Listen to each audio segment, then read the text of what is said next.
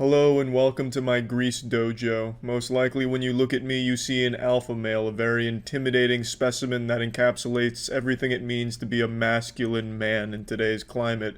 But, just like Qui-Gon Jinn says, there's always a bigger fish. Today I'm going to show you what a real alpha looks like. It looks like something straight off of a Greek god statue. Looks like something you'd only read about in the Bible. Basically what God wanted when he created men, but something went awry in the formula and we were left with only one true chosen alpha.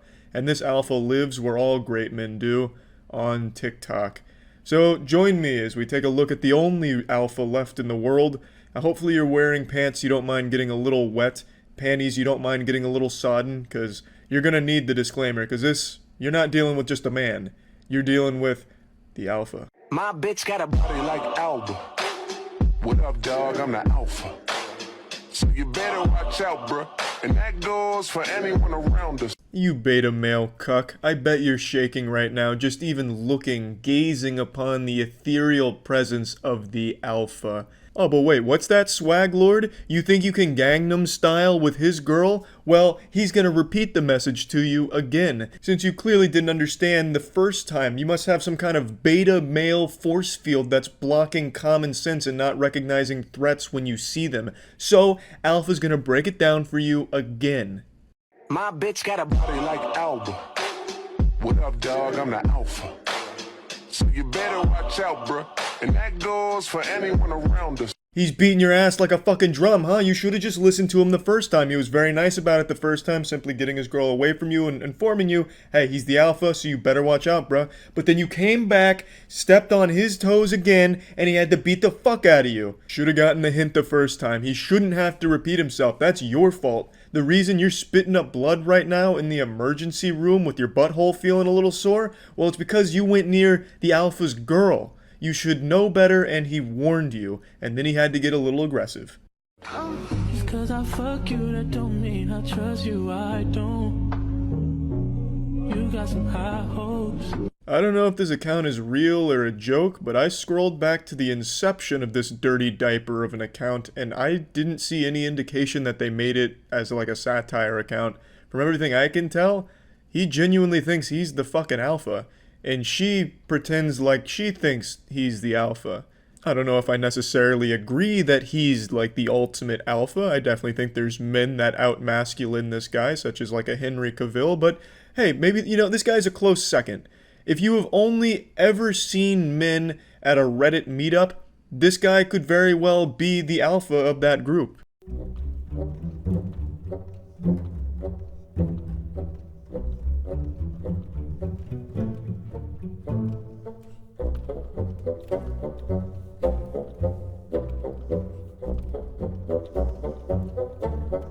Absolutely love this shit. I love his like fucking karate off camera and shit. Fucking I'm the alpha, getting him with like some side kicks and some of these boxing maneuvers like it's a Tekken game. I love it. I think it's fantastic. I don't know if he does it earnestly or not, and you know what, it doesn't fucking matter to me because he's crushing it. My man's out here open up cans of whoop ass on TikTok. Any fucking tough guys talking shit about his girl or him in the comment section, he probably personally DMs them a picture of his fist and says, knuckle sandwich delivery, order up, bitch. Or maybe he just profusely apologizes that they didn't like the content. Hey, I'm sorry you didn't like it. That was actually quite mean though. Take it back. Hello? Hey! How are you? No, I can't hang out with you today. I'm just gonna hang out with a few of my friends today. No, I don't have a boyfriend, so I hang out with my friends. Who is this? I know you're afraid of the alpha. This guy hung up. This guy's soft. You're cheating on me with that? Somebody who can't even speak to the alpha? You can do a lot better than that. It's a prank, babe. This one honestly feels like something Alpha wouldn't want you to see, where his girl is not satisfied and she's calling him a friend right to his face because she just shows so little respect towards Alpha. And then Alpha shows that he doesn't have a whole lot of self-respect either. He takes the phone, he's like, who is this? You cheating on me with this soft guy? You could do so much better. Let me give you the number of some hard guys. It's like he was gonna be like her fucking agent or something and start setting her up with guys that are better than him. Yeah, no, this Joker here, he's not better than the Alpha, but I do know guys that are, if you'd like me to set you up. Like, it just seems real weak here. It just feels like this prank, he shouldn't have posted it, because the whole thing, he's been oozing pure testosterone and masculinity throughout his entire TikTok career, but this one, he looks kinda soft. When he raised the pulls, she liked the way I. Good technique. Make the ground shake.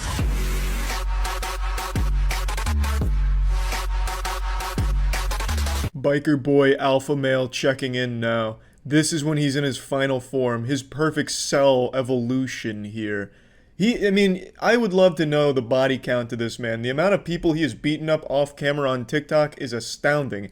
Half of the fucking videos on this page are him just throwing fucking haymakers right off a camera. I am wondering who the fuck is getting beat up over there and how many people. Because this guy's piling up corpses out here.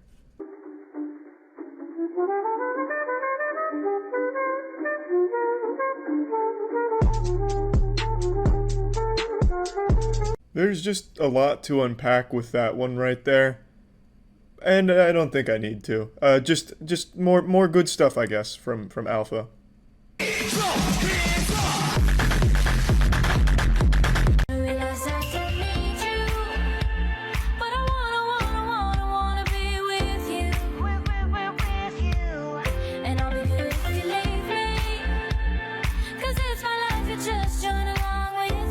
I was gonna put some makeup on myself with like a black eye, bruises and cuts all over my face, pretending like you just like beat me up or something, but it just wasn't worth the effort. Me doing that would be more effort than these two have ever put into anything they've ever fucking done on TikTok, and it just didn't seem worth it. But I do love the storyline here, the narrative they've constructed. So she was with Alpha, and then she got tired of Alpha. She said, you know what, I just want a beta male, a nice guy beta male, and then she turns to that guy, and it turns out he's trying to fucking kidnap her and strangle her. And then Alpha comes to the rescue, saves her, beats his ass, and then beats my ass. I was just watching. Okay, baby, so then we're gonna go like this. 1, 2, and then we're gonna turn it, and then 1. Do you see that? Okay, stop. I can't even see your face. Diana, what are you doing? Diana, stop. Why are you calling me Stop Diana? Because that's your name. No, but I like baby. Now, unfortunately, I'm gonna have to hit you with the cold water. Most of the content I was showing you was Alpha's older content, where I believe he was more of a man. His recent, 10 posts are all about baby talk, and why baby talk is good. And you can see the dark spiral that's happening to the Alpha familia here on TikTok. I don't necessarily agree with the baby talk position being like an alpha thing, but I'm not like this, primordial alpha like he is, so I guess maybe I'm just not knowledgeable enough on the topic. So I Googled it, and it said that baby voices are healthy. Don't be a meanie, don't hurting my feelings. So this is 4 reasons why baby talk is good. So come here, baby. So number 1 is you get attached. You get attached to your partner. Number 2 is it gets you what you want. That's true. Number 3, when she does it, I just want to protect her. And number 4, I really like it. And whatever the alpha likes goes. If you don't like it, Well, you can't argue with those points. Pretty bulletproof, watertight, and honestly, the only point that matters is that Alpha likes it. And if the Alpha likes it, then we're fucking idiots for not liking it. So, honestly, that's a problem for us, for people that don't like the baby talk. If the Alpha likes it, that means it is an objectively good thing. But yeah, anyway, that's about it. So yeah. Here, I'll check this out when I fill up my water and take a piss. I love the quote on that. I'll smack you, tit boy. What does that mean? There's a lot of layers in that onion to peel apart. Let's see what this is. I don't know who Wes Watson is, but I'm very curious to see what he does to Tit Boy. How do you define success? What does that mean for you? Success is, you know, being free, being able to do what I want to do every day when I wake up. Wrong. Success is how much pussy you get. Duh, idiot. Where's Wes Watson? Set everyone straight here. Is this him? No vices. That means no drugs, no alcohol, no bullshit. Don't have to hide behind nothing. I mean, what's rich? I mean, you get to do what the fuck you want. You don't. I don't. Is this Wes Watson? Is this the right guy? Let me see. Or is this Tit Boy? Who's who here? Okay, that is Wes Watson. Didn't he just say no drugs? Brother, gear is a drug too, you know that, right?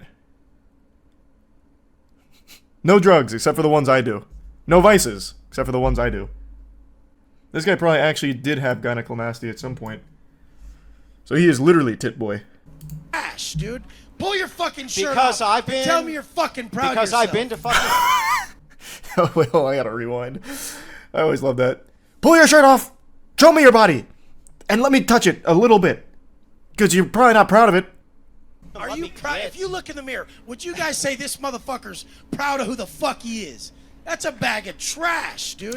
Pull your fucking shirt because off. I've been. Tell me you're fucking proud because of yourself. I've been to fucking prison. Jesus Christ! Because look I've been at to you, prison. Bro. You got 10-inch arms and tits. Men don't have tits. No, they go to prison where they get fucking. Fuck yeah, where they get do. raped up the ass. You've never been to prison. Look, That's you're what talking about happens. shit you don't know. They go to prison. This is a crazy You argument. get your ass Hold beat on, in hold on. front of You think that everybody. that's better? Guys, You think that that's okay. better? Let's let him. Yeah. Titties. Anyway. What do you think would That's win? where I was In what? Boobs. Yeah. Okay. A fight?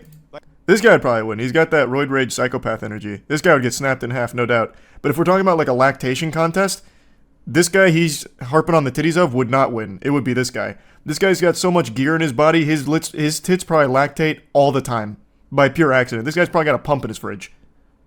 So it just depends on what kind of fight they're having. If you want to be a true alpha male, not this embarrassing caricature of one, then you have to get yourself the new GamerSupps Waifu Cup of Me that just dropped. That's right, it's finally here. The Moist Waifu Cup has finally arrived. It's available right now at gamersupps.gg. I'll put a link to it in the description. It's guaranteed to be the best possible cup you've ever had in your life. Big thanks to GamerSupps for making this chalice here. I am honored to be represented as a big-tittied waifu. It's been long overdue, and I think it came out extraordinary. But anyway, if you want, Fuck yeah. if you want to follow the successful mantra of a man who tells you he's reformed from prison, understand why they might have gone there to begin with. And To take yes, care of a I family. do think. What did he go to prison for? To take care of his family? Isn't that the opposite? You were not there for your family if you were in prison. I went to prison because I was such a good dad. That's why I went. He went undercover. Oh, wow, he spent a decade in prison. Holy shit. I thought it was going to be like a, I don't know, like 6-month stint in prison. No, this guy went to jail for 10 years. What did he do? That must have been heinous. During his 10 years in a and he actually uses this as a selling point for himself. During his 10 years in California prison, West began building an Instagram presence while behind bars. Well, what did he go to jail for? Then he talks about becoming a millionaire within 18 months after being released. Is that it? It was 10 years in prison for robbery, burglary, assault, and battery. Oh, what? Tough guy's got his Instagram account privated? What's going on with that? He's got 1.2 million followers, though. Why is his Instagram private, though? That's not ripped, rare, and rich. I'm sure all the followers are real people, too, and not bots. I have no doubt. No, it's definitely not a purchased account. If anyone's curious, though, for how he became a millionaire within 18 months of being released from prison, he did it because he exploited you. The desperate, gullible men that are purchasing his shit and saying that it's worthwhile. You think this guy somehow found the ways to make money in jail for 10 years for beating people and robbing them? Yeah, I'm sure he's got a fucking fountain of knowledge to bestow upon you. He just found the easiest way of making money in the modern age, which is telling desperate men that they're losers, and the only way they'll stop being a loser is if they give him money. That's it. That's the shocking secret to how he became a millionaire. Charlie, he invented docking and copyrighted it. True, actually, maybe that is what it is. He brought docking into the mainstream. True wealth. is having a wife and true wealth. That is what I think it is, and that is what I think truly success is being able to go home and look your family in the face and know that you're doing everything you can to support them. That's And then what when I you think go to the success beach is. with your family, they're like, there's my stud dad right there standing there. Do you have That's literally his whole life. Holy shit, that is so sad. His whole life is his body. Which is going to give out within the next 15 years from his overusage of gear. That's so sad. That is so fucking sad. This guy is 10x the insecurity of this man. Oof. That is actually all he can say. What an absolute fucking weenie. Yeah. Stud right there with his shirt off. Do you have children? Look at that stud. Do you have children? I do have children. How many? I have 2. You have 2. So, are you saying that your Bugatti and your money and everything If else they is saw me worth more standing than your there, they'd be children? like, my dad's a superhero. Look what he brought to the table. Look how hard this guy works. He came from nothing to this. Yeah. He's, God damn it. You're still whining. Stop whining. That and is just a make an product. argument. I'll smack your fat ass. So you're gonna. Dude, All right. look Let's at just. your goddamn self. Okay. Oh man, this is much worse than I thought it would be for this guy. Yikes. Eek. Eek. I'm sure his children are so proud. My dad's a superstar. Look at him melt down on this fucking podcast about this guy. All because his body isn't as exploited with gear as my dad's. I'm so happy. My pop is the best. Oh, he only spent the first 10 years of my life in jail. What do you mean? He's a great dad. This is not what men look like. Let's let him What do they finish look his like? point. Fucking shit. What do they look like? Bald prisoners? Is that what they look like? This is the problem in society. If they're like this, think they could talk to someone like me like that. You started it, goofball. Oh my god, he's getting. This is why he privated his Instagram account now. I see. Oh my, he's getting destroyed. That's what the show's supposed to be about. I like this shit. So personally, So do I. enjoy it. Yeah, it looks like you enjoy We it. can agree to Private disagree. account. Yeah, we can. We We can move on, but Jesus Christ, men don't have tits. Thanks, We can agree on Resub-Yan. that. Physically, Men usually have he hair. has- We he can has- agree on that too. He has Physically. crossed over gender barriers. Right. That guy actually only has a single thought in his mind at any given time. My body versus that body. My body better. My body use all kind of HGH substances. Thus I win. And he can't process anything else. Need some other little fucking lame douche over there. Oh man. I'll still answer the question. Is giving someone an expensive watch? Would any of you guys really hang out with these guys? This is not an This guy is having. This guy.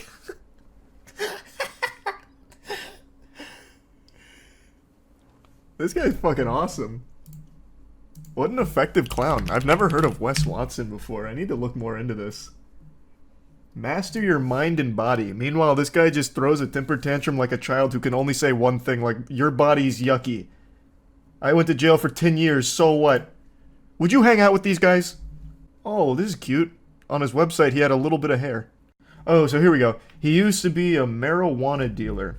And it looks like he was sentenced to jail for what Chatter mentioned earlier with like the robbery, assault, burglary, whatever, all of that.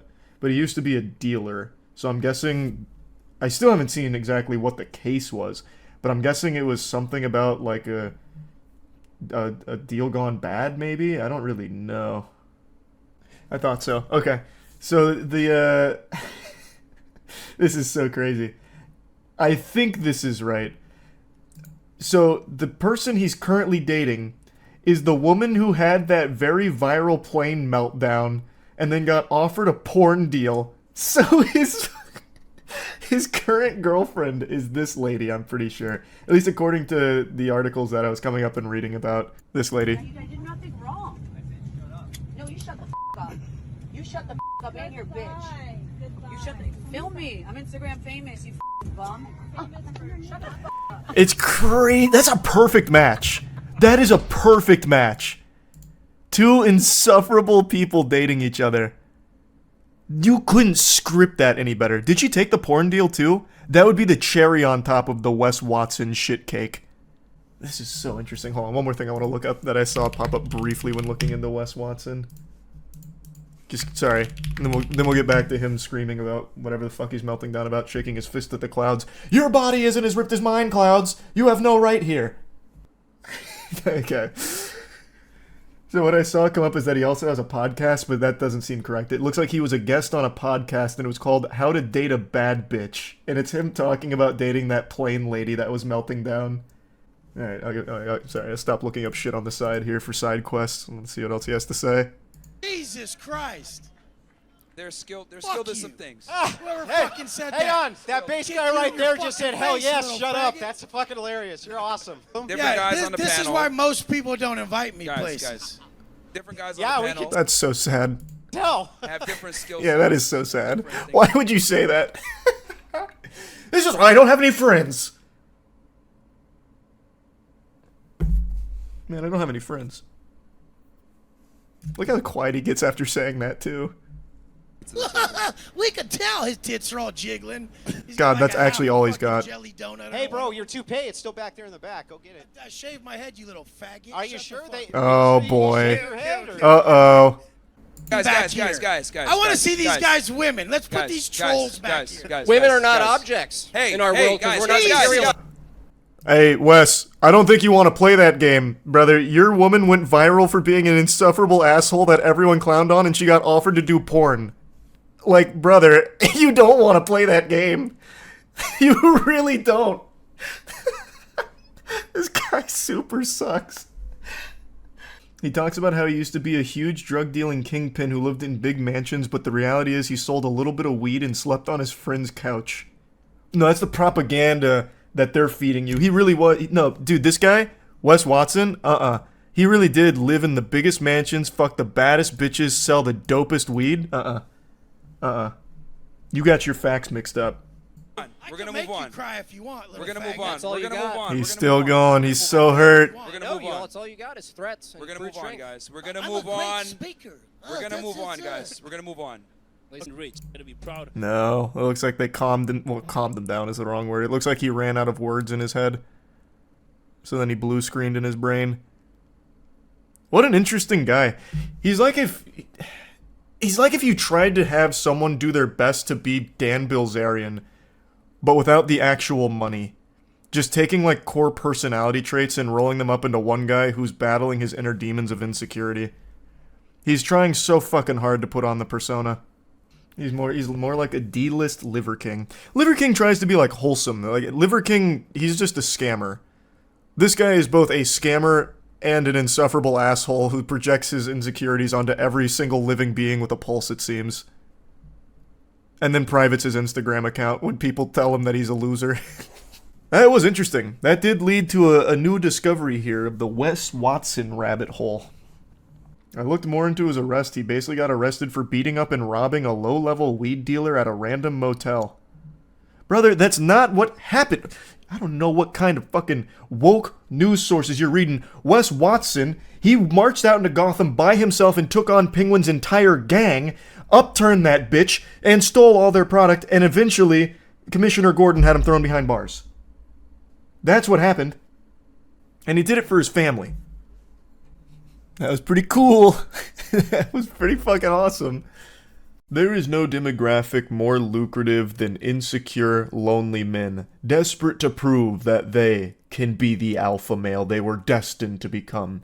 So we've been seeing a lot of these alpha male boot camps spring up rapidly like weeds in a garden, and I've already covered one of these programs extensively. However, I just found a new one that is equally as embarrassing that I have to just point, laugh, and shoot spitballs at.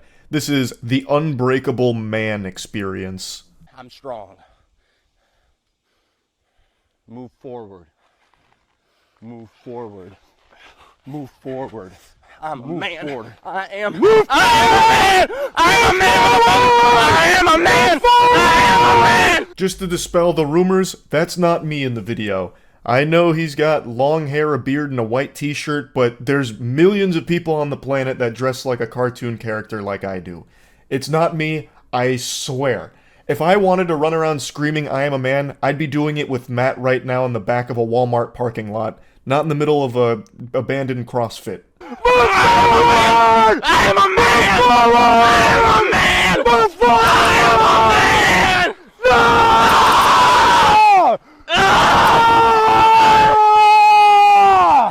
Oh, you can feel the catharsis wash over him here. In fact, I'm getting an experience myself just watching him have this release. Now you might be asking yourself, why is this goober pushing Binging with Babish down a dirt road screaming, "I am a man" in his face?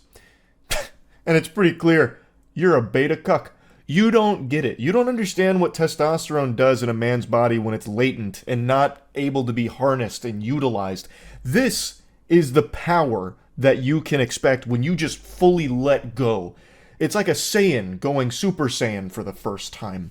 Like, the earth around him is shaking. Luckily, they had a gimbal, which kept the camera steady. But if you were there, you were probably registering an earthquake on the fucking Richter scale with this guy having this kind of release.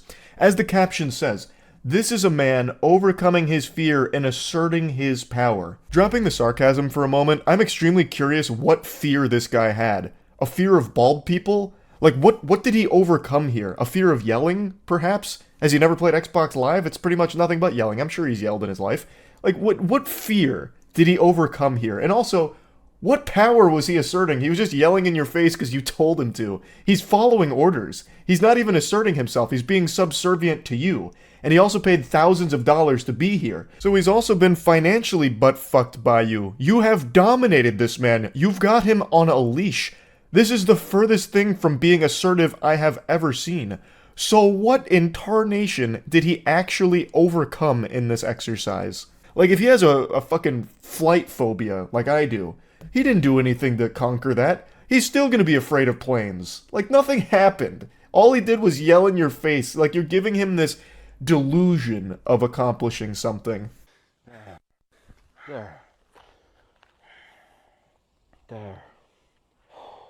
There.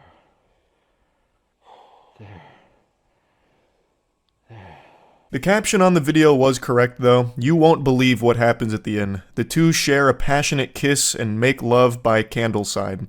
So he's now in this like refractory period, I suppose, where he's overexerted himself. He is overrun with emotion because he allowed himself to let go and assert himself. So yeah, now he's on cooldown. He blew his load. He used his ultimate, so now it's recharging, and he's being coddled by the instructor. When a man taps into his power, a grieving process happens. This is a natural release of the old self. And the new self is 10 times more pathetic and 5 times as broke, since you're thousands of dollars in the shitter for this worthless experience, this worthless 3-day camp that you've attended here. Honestly, grieving in this situation does make sense though, because you've wasted thousands of dollars now in this position, and it's all caught on video too with this embarrassing moment. Like, this is undoubtedly something that you're going to be getting red in the face over for years to come when you reflect on it. And what a pseudo-intellectual statement that when a man taps into his natural power, a grieving process happens? In what universe? Ugh, I'm too powerful. The world wasn't ready. My natural power. It's overwhelming to mere mortals. I shed tears for them. Now they'll have to be in the presence of the alpha male. I have awakened.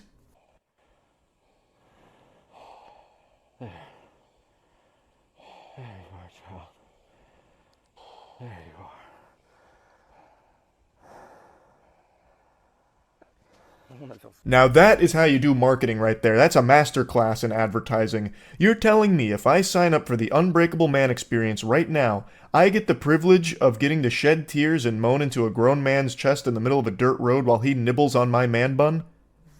What? I'm ready. I'm out the door. I've got the credit card and all the wacky numbers on the back ready to give it to you. And what's that? It's only $3,500 or 3 easy payments of $1,250?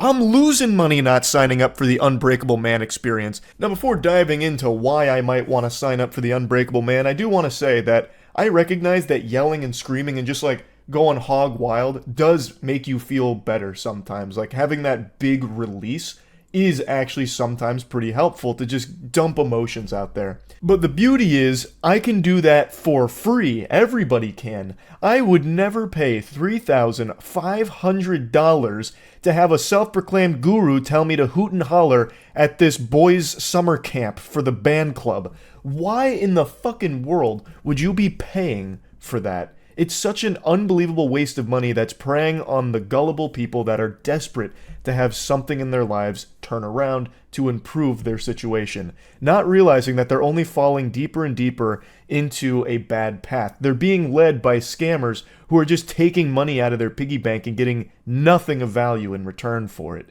It's fucking sad. Like, I do legitimately feel bad for the people that attend these courses. They're not in a good spot, and they just want something better for themselves, and they buy into this brainwashing from these absolute fucking heathens that are telling them that this is the way. This will unlock your true potential. This is how you become an alpha. Right now, you're a bitch, but with me suckling on my bosom and giving me doubloons, I can change that for you.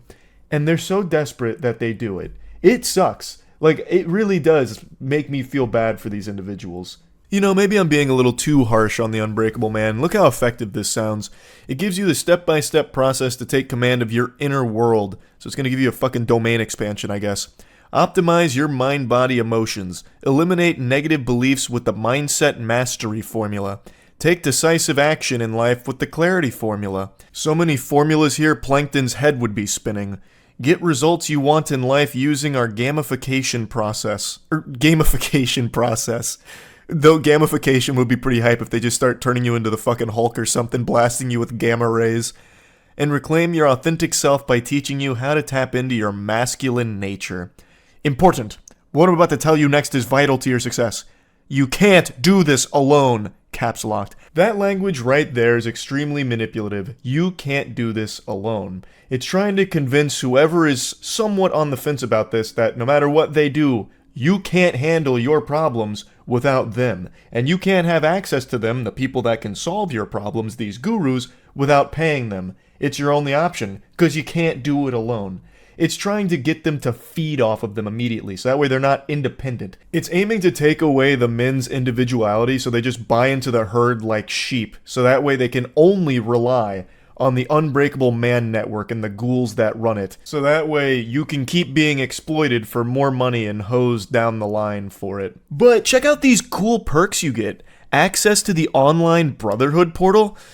Jeez, man, that sounds really familiar. It's almost like every single one of these scams offers that exact same fucking thing. That's odd. That's so odd. But you get 3-month access to the exclusive online network. You don't even get it for life, by the way. You just get fucking 3 months of it. That's like an extremely expensive subscription plan there. And then you get the Unbreakable Man training system. And of course, on-demand support from high-value men in the online Brotherhood. Pay thousands of dollars and get access to a couple of YouTube videos and maybe a Zoom meeting, maybe even like a Discord group. Holy shit. Now that is bang for your buck. What an unbreakable man you'll become with all of those videos in the palm of your hands. In the heart of every man there is a calling. This is a calling to serve a purpose greater than himself. Yeah, and that purpose is to give all of your money to these scammers. That's the only purpose you serve in their eyes. That's all you're good for to these people. Just a fucking coin block to be hitting Mario for them. For millennia, men would go through a process of initiation to uncover their purpose, step into their power, and unlock their potential. The only potential you unlock from one of these alpha male boot camps is the potential to be a shameless pay piggy and just forking over money for mumbo jumbo nonsense. I promise you will never find a purpose while attending one of these. Paying thousands of dollars for some Discord servers and a 3-day vacation is not going to do anything to improve your life. You're just going to be in a worse place than when you started. You're going to have less money and more shame. Recently, a modernized rite of passage has been created, known as the Unbreakable Man experience.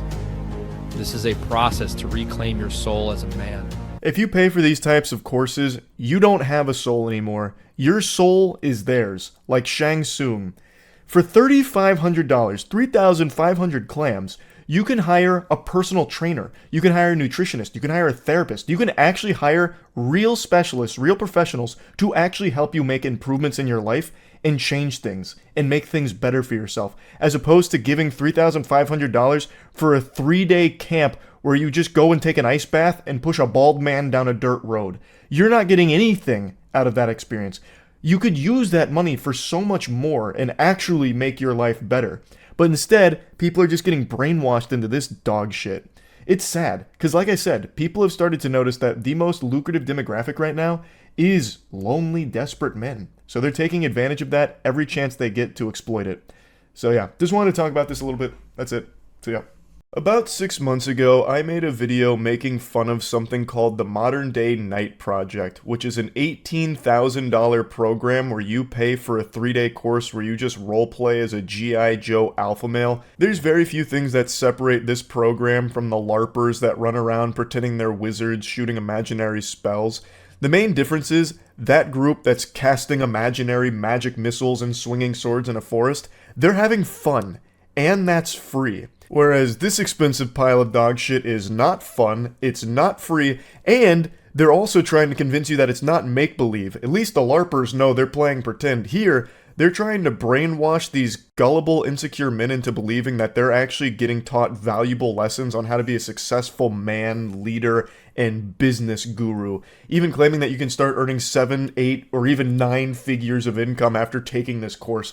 Like, one of their main selling points is, yeah, $18,000 is a lot, but in the long run, it's costing you a lot more being a weak bitch. So give us 18 grand.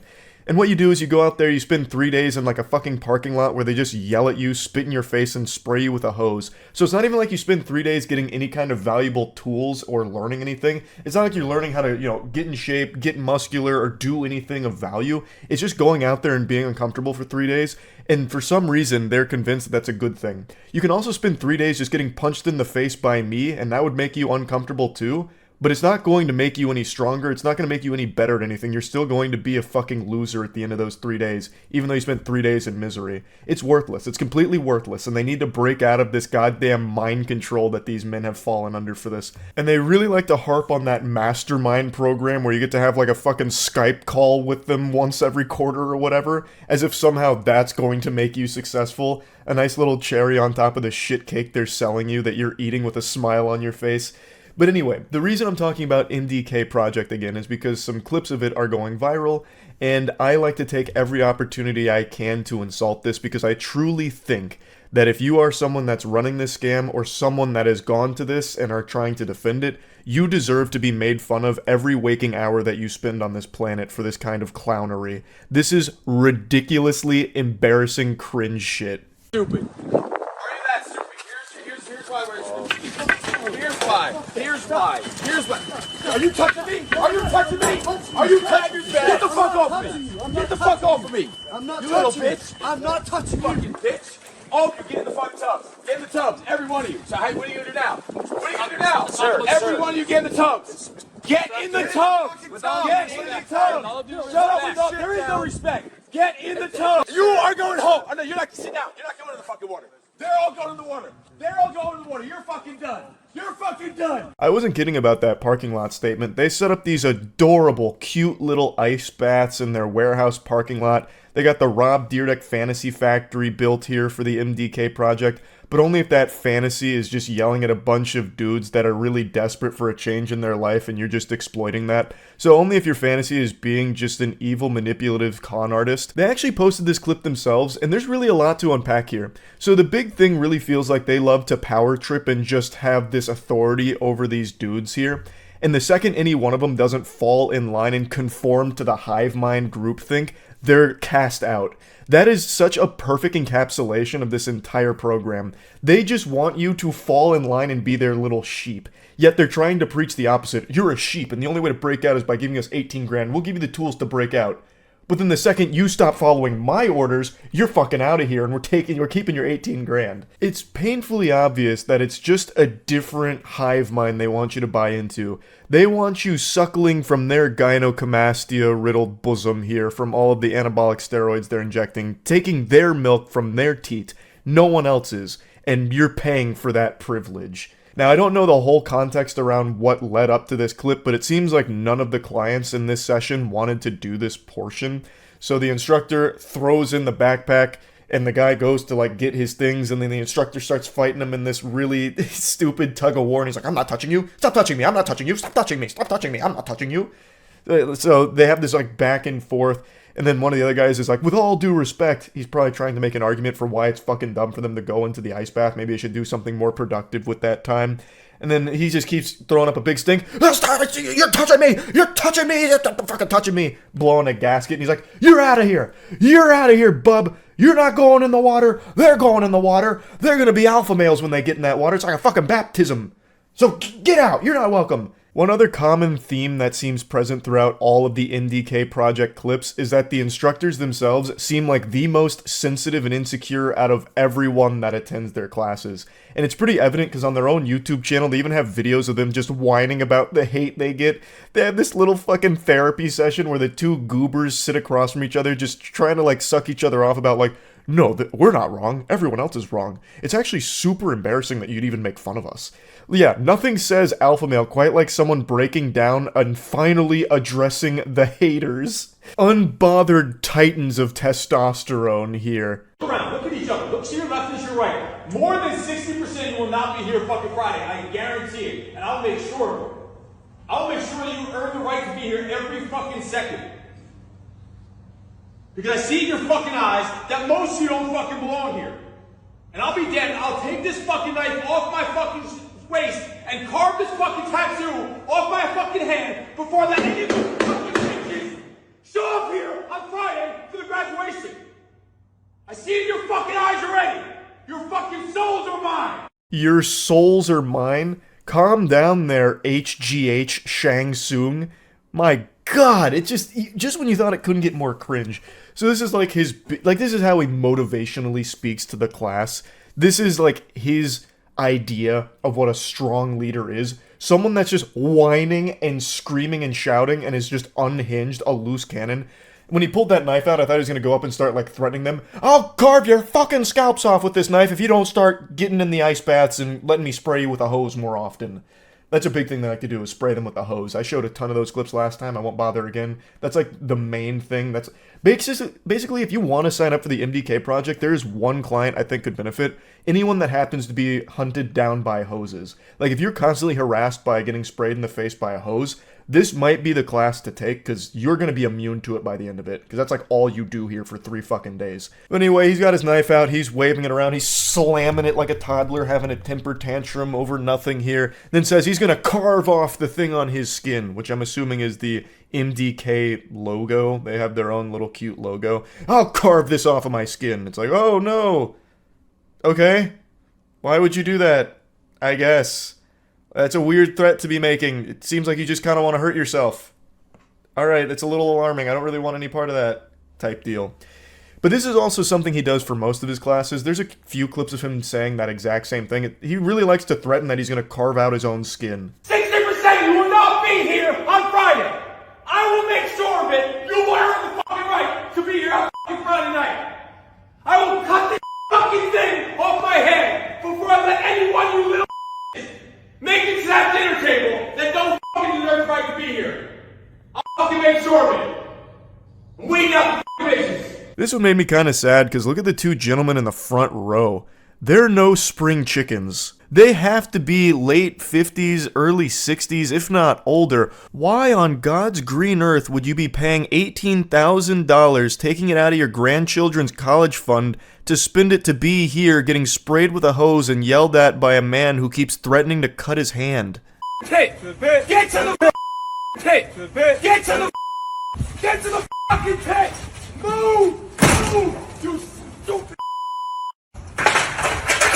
This isn't even a popular clip from them or anything, but it's one that I saw that I think is a great example of this guy's mentality.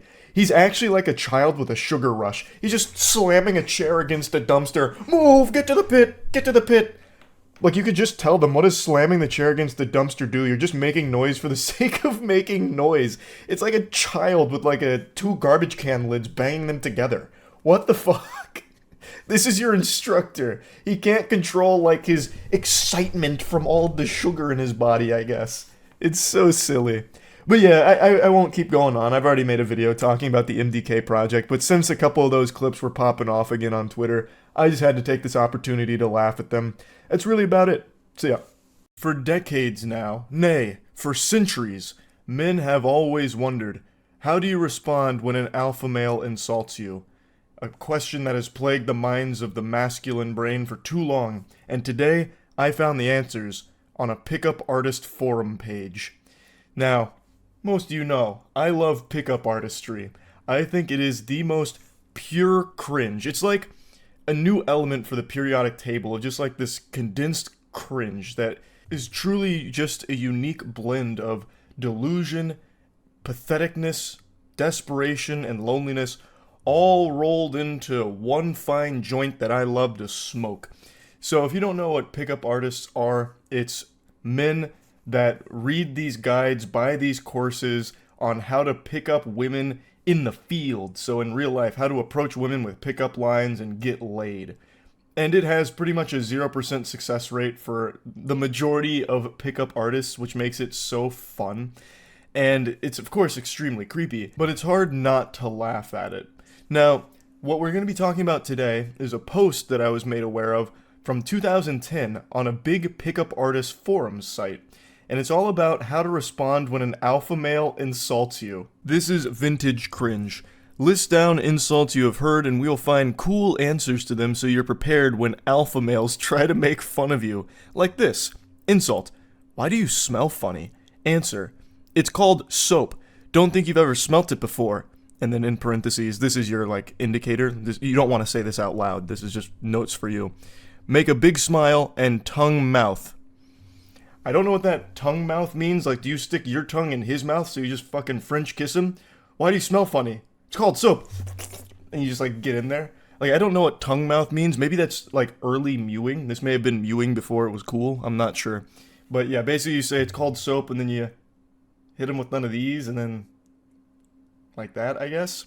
Now, I'm not exactly an alpha male, but I imagine that you'd probably get your ass beat if you did that, because it'd be creepy. It'd probably be ruled self-defense because you came at him with that like psychopath energy with that response.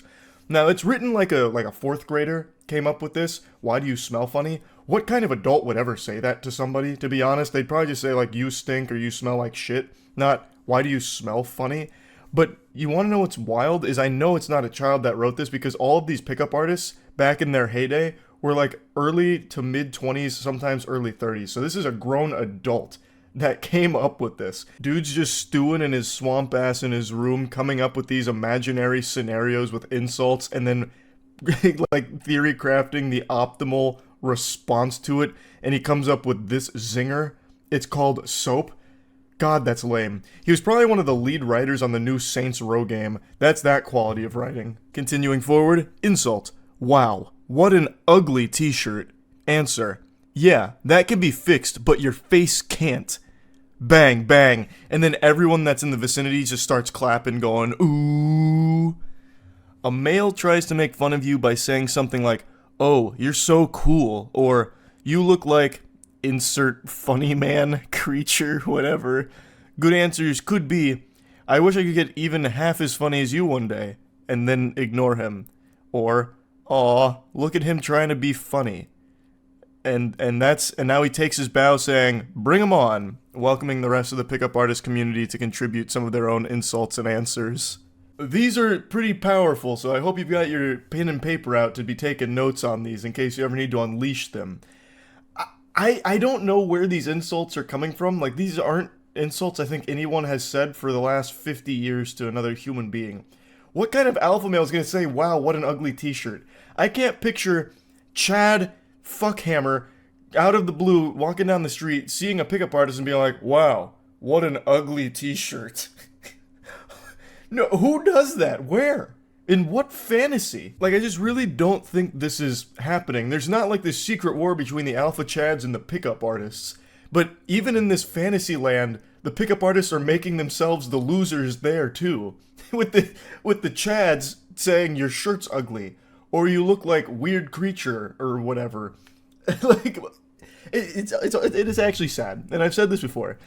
Pickup artistry used to be a huge movement. Luckily, it's died out very much over the last few years. But back in the 2010s, so many young men bought into it, bought courses and all kinds of guides and shit. It was like the early looks maxing, but for getting laid through the worst advice and the creepiest lines you could ever possibly imagine.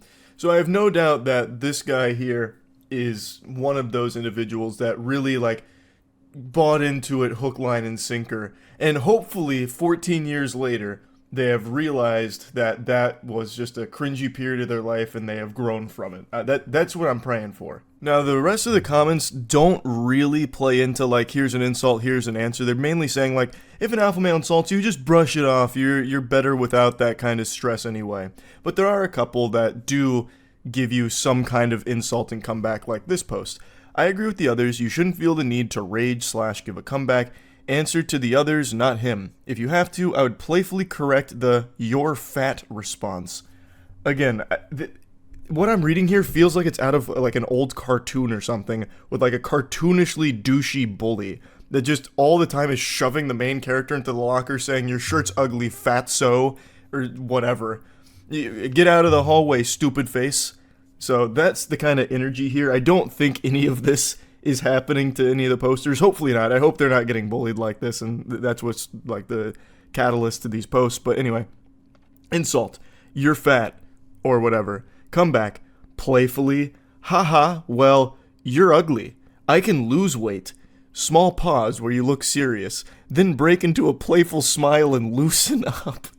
It's like stage directions in theater class. Maybe they're all like classically trained thespians, perhaps. I'm not really sure, but this is so interesting. Like, imagine you're trying to like recall these steps if someone says you're fat and you're like, you're ugly, I can lose weight. Oh, I forgot the small pause. Okay, then break out into a small, playful smile, loosen up. No, just kidding, dude. You're great. Pat on the shoulder to lower his social value, then turn to the group like nothing happened. How does patting someone on the shoulder lower their social value? Do you have the cheese touch? You just reach over, pat him on the shoulder, and he's like, no! My social value, no! Like, starts melting.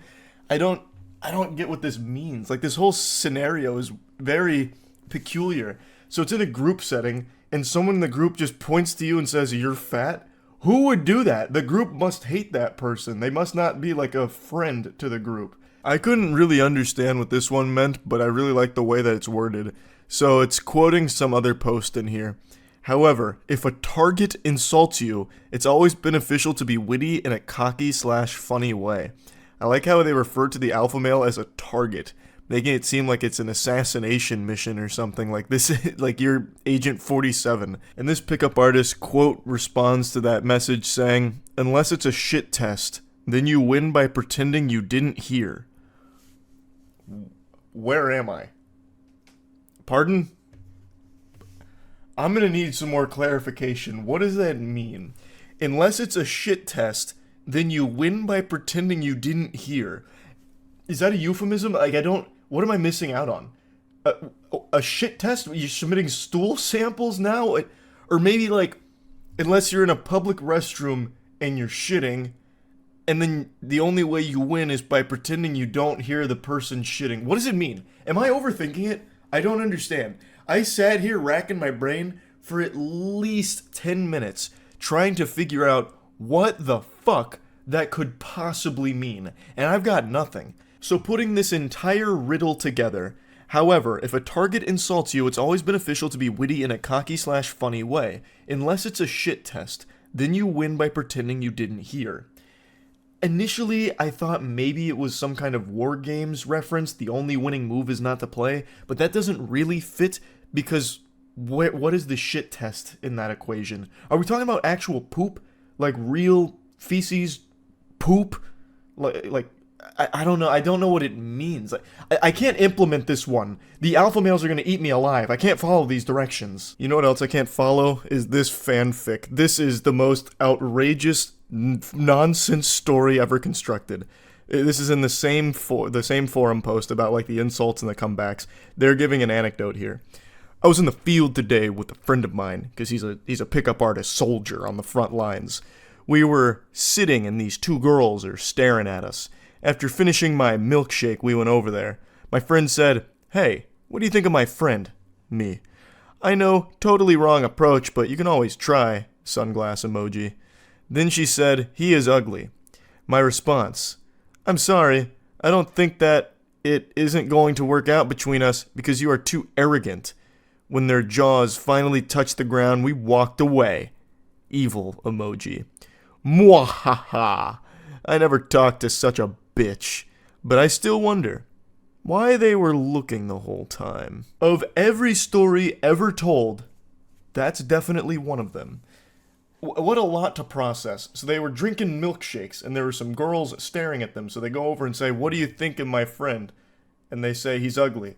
So he says that it won't work out between them because she's too arrogant, and for some reason that put their jaws on the floor in shock. So then they walked away doing an evil Joker laugh, mwahahaha, like Mandark from Dexter's Lab. Pretty cool story with a very strong positive message buried deep within there somewhere, I'm sure.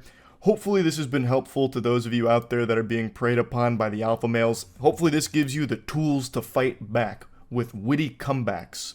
That's about it. See ya. I am so tardy to the party on this subject, and I'm downright ashamed of myself for being this late.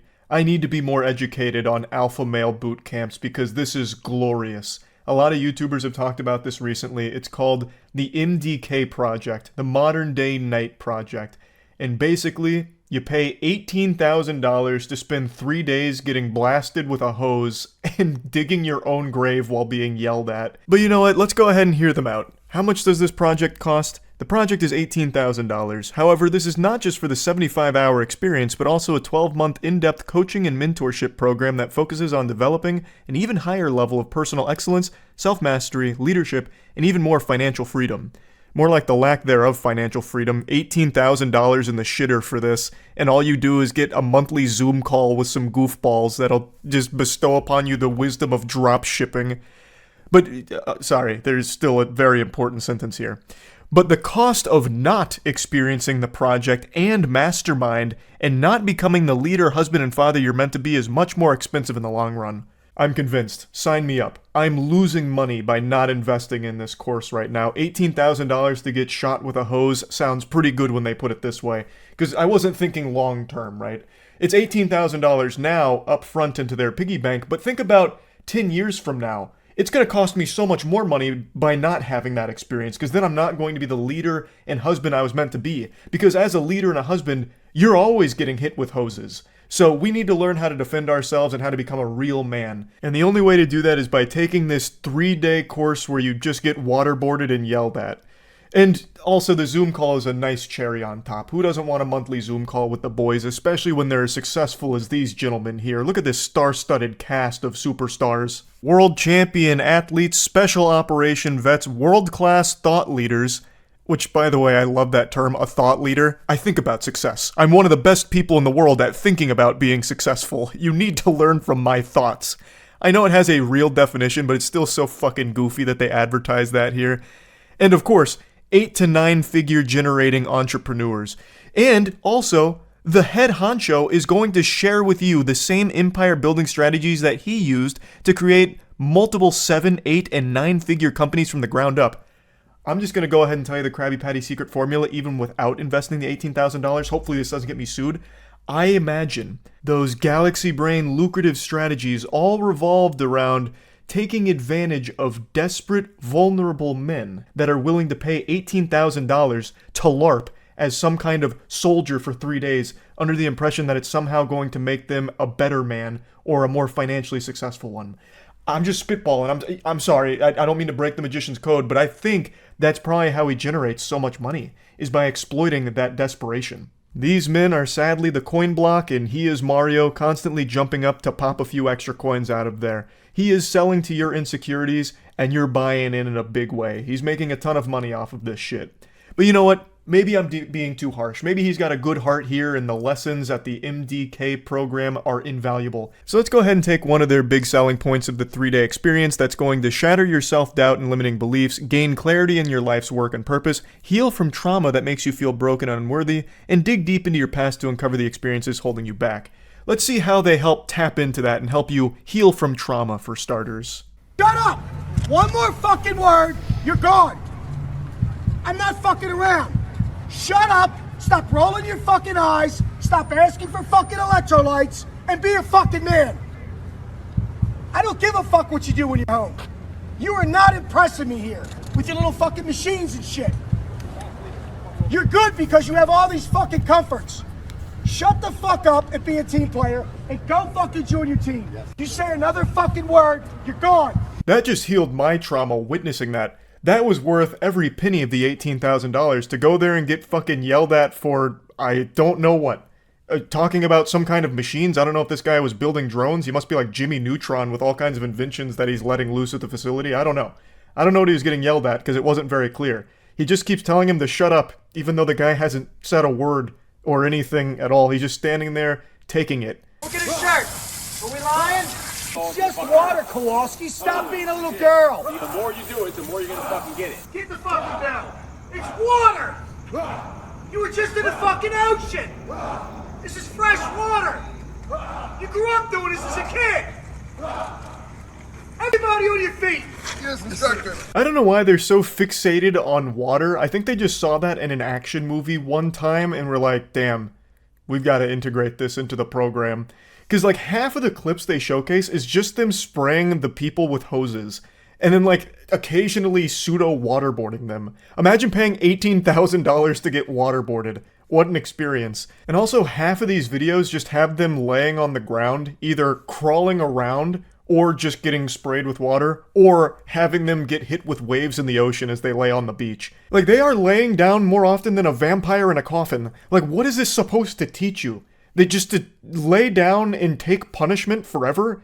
And we're also going to yell at you because fuck you, but thanks for the money. This is basically just teaching you when the going gets tough, lay down and give up. And do it with a smile on your face and no money to your name. It all runs so counterintuitive to like this perception of what a man is.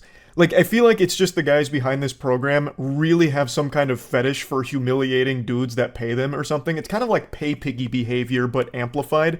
So they just bring these guys out who are desperate and wanting to better themselves, and they just degrade them and call it beneficial somehow. Hey, lay down, and then occasionally carry this block of wood on your back and, like, walk a mile or so. That does nothing. And they keep framing it like, It's when we have to go fight another war. What happens when your wife or your kid needs you? what are you gonna do when a war comes? What are you gonna do when a bad guy's about to kill your wife and son? Well, jinkies, zoink Scoob, with all the lessons I've learned at the MDK program, I'm just gonna lay down on the floor and wait for him to kill them, and then me, and I'll do it with a smile on my face and tell him thank you on the way out, I guess. Because that's all you're fucking teaching. I had to mute this audio because it was copyright, but it's just the same old hoopla everyone's heard a million times. Your wife didn't marry a boy, she didn't want another son, she wanted a man. And to be a man, you gotta be confident, you gotta be capable, courageous, you have to have the ability to protect them by any means necessary. And of course, you've always gotta be prepped for the worst case scenario. The worst case scenario is draining $18,000 from the joint bank account to go behind your wife's back for a little 3-day excursion field trip with your boys, pretending that you're getting some kind of valuable lesson on being a real man. That is the last thing your wife is gonna want. Like, he's saying all of this on top of footage where one of the students is digging his own grave. That's one of their, I don't even know what to call them, exercises? It's not an exercise. Playtime activities? I don't really know, but it's on their rubric, I guess, because they go out there and they dig their own grave. Here's footage from like a little documentary they made about it, and I'm going to have to admit to a mistake here. When I recorded it, I forgot to mute my mic, so as I'm watching it, you're going to hear me giggle a few times when one of the founders goes in and bestows upon us some sage wisdom. Out there, fatigued, tired, exhausted, digging their own grave, laying down their body bag that we supply them, going in it, we zip them up and we throw a few shovelfuls of dirt on top of them so they feel the weight of the earth. You start kind of going through a checklist. Yeah, the first thing on that checklist should be never wasting money like this again. I've really fucked up with this. How does this help you be a man going into a body bag as they shovel dirt on you? Everyone knows they're going to die at some point. This isn't some kind of enlightening, shocking experience that's going to be like this eureka moment where they turn their whole life around. They paid $18,000 to lay in a body bag as a bunch of goofballs dump dirt on them. Yippee, yeehaw. And the thing I thought of was that dash that separates my birth date and my death date on my tombstone. And in fact, that dash is the only thing that matters. That dash is the only thing that matters, because what you do between your birth date and your death date is the impact that you left, the significance that you had, the legacy that you built. No shit! That dash is called living. He's trying so hard to be deep. He was trying to find something profound, and he's like, birth, death. But what about the in-between, the dash? Wait, that's where life was. And that's where you start to think about your legacy. Like, obviously, oh my god, yes, that dash is when you were alive. You were born, you died, and in between, you lived. So fucking obviously that's what you're going to think about is the time you were alive. He is saying nothing. You were paying $18,000 to this malfunctioning chat GPT brained loser. Time's in your soul right now, gentlemen.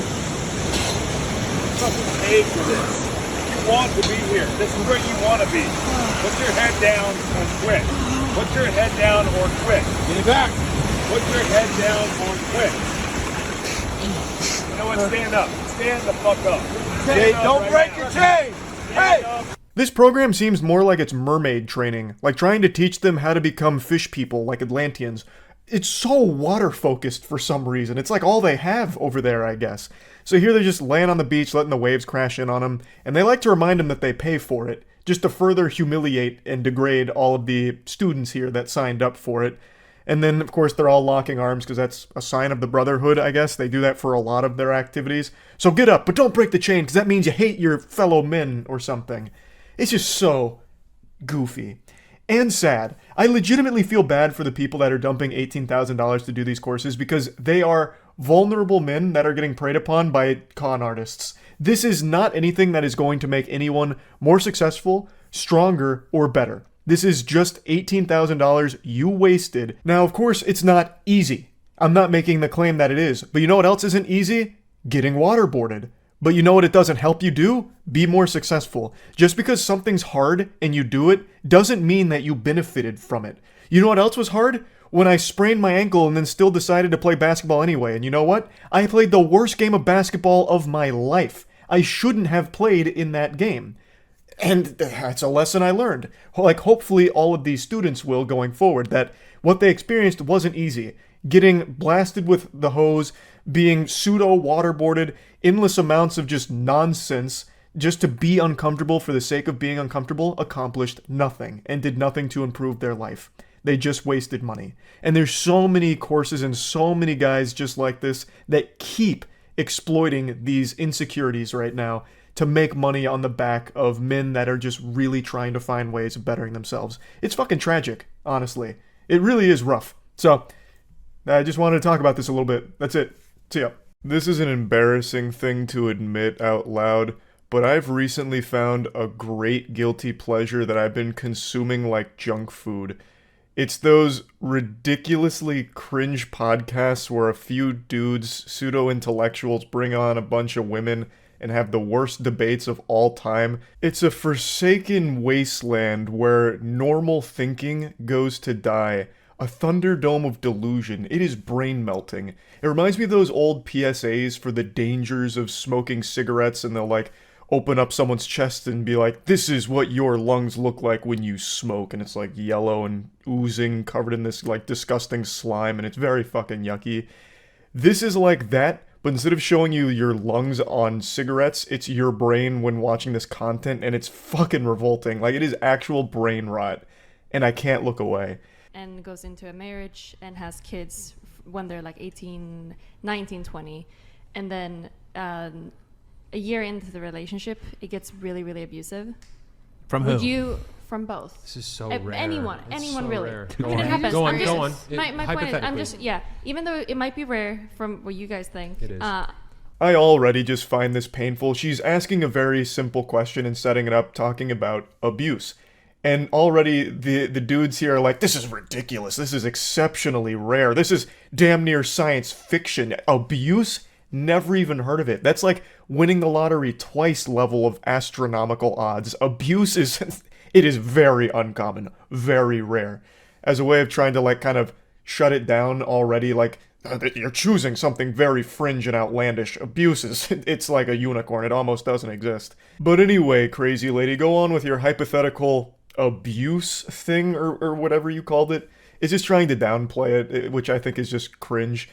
If it would happen, what would you recommend for those people to do? Would they divorce, or do you want them to keep going in the relationship? You can't divorce. I mean, that's not a real thing.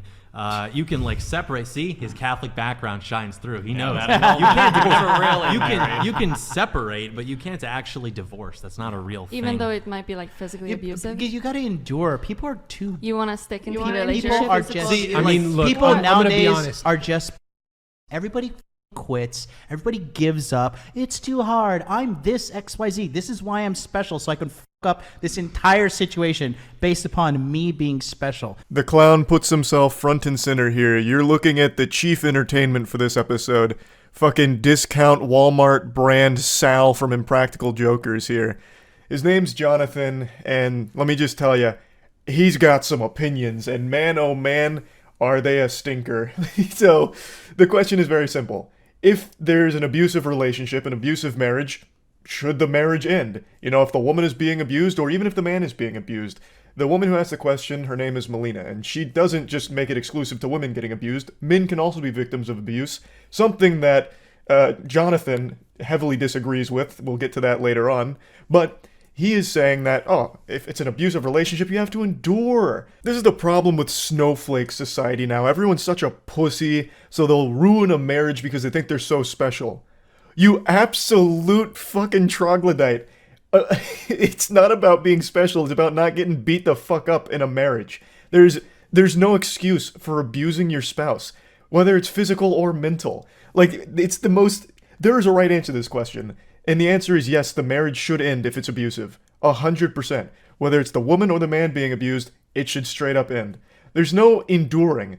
This isn't one of those situations where it's like, there's greener pastures once you get through a couple of the black eyes and broken bones. You know, my husband may have beat the fuck out of me a couple nights ago, but he also took me to a really fancy steakhouse and I had an absolute bangin' filet. So, all of the abuse was worth it, and I'm a little happier today. It's ridiculous. This is honestly making me concerned. My heart is breaking for whatever woman he's in a relationship with. I'm imagining this guy treating relationships like it's Fight Club. If my partner can't roll with my knuckle sandwiches without crying about it and she wants to leave for it, well then good riddance to her toots. Jesus Christ, special snowflakes can't handle a few of my right hooks. Ridiculous. That's frightening. That is a frightening mentality. That you're telling someone to just endure physical or even mental abuse in a relationship and calling them like a special snowflake or a pussy if they don't. That's crazy. And also his cohort there, the goofball he's in cahoots with, who's like, man, divorce isn't real. Divorce is make-believe. It's hocus pocus. There's no such thing as divorce. Yes, if you're getting abused, you can't divorce, obviously. This is a wild episode. And the reality is people just haven't learned to endure. There have been hard times in relationship. I'm sure you guys had hard times in relationship. Any relationship has hard times. Okay. And it is what it is. You need to push through and you need to endure because we're in this abused? Hold on.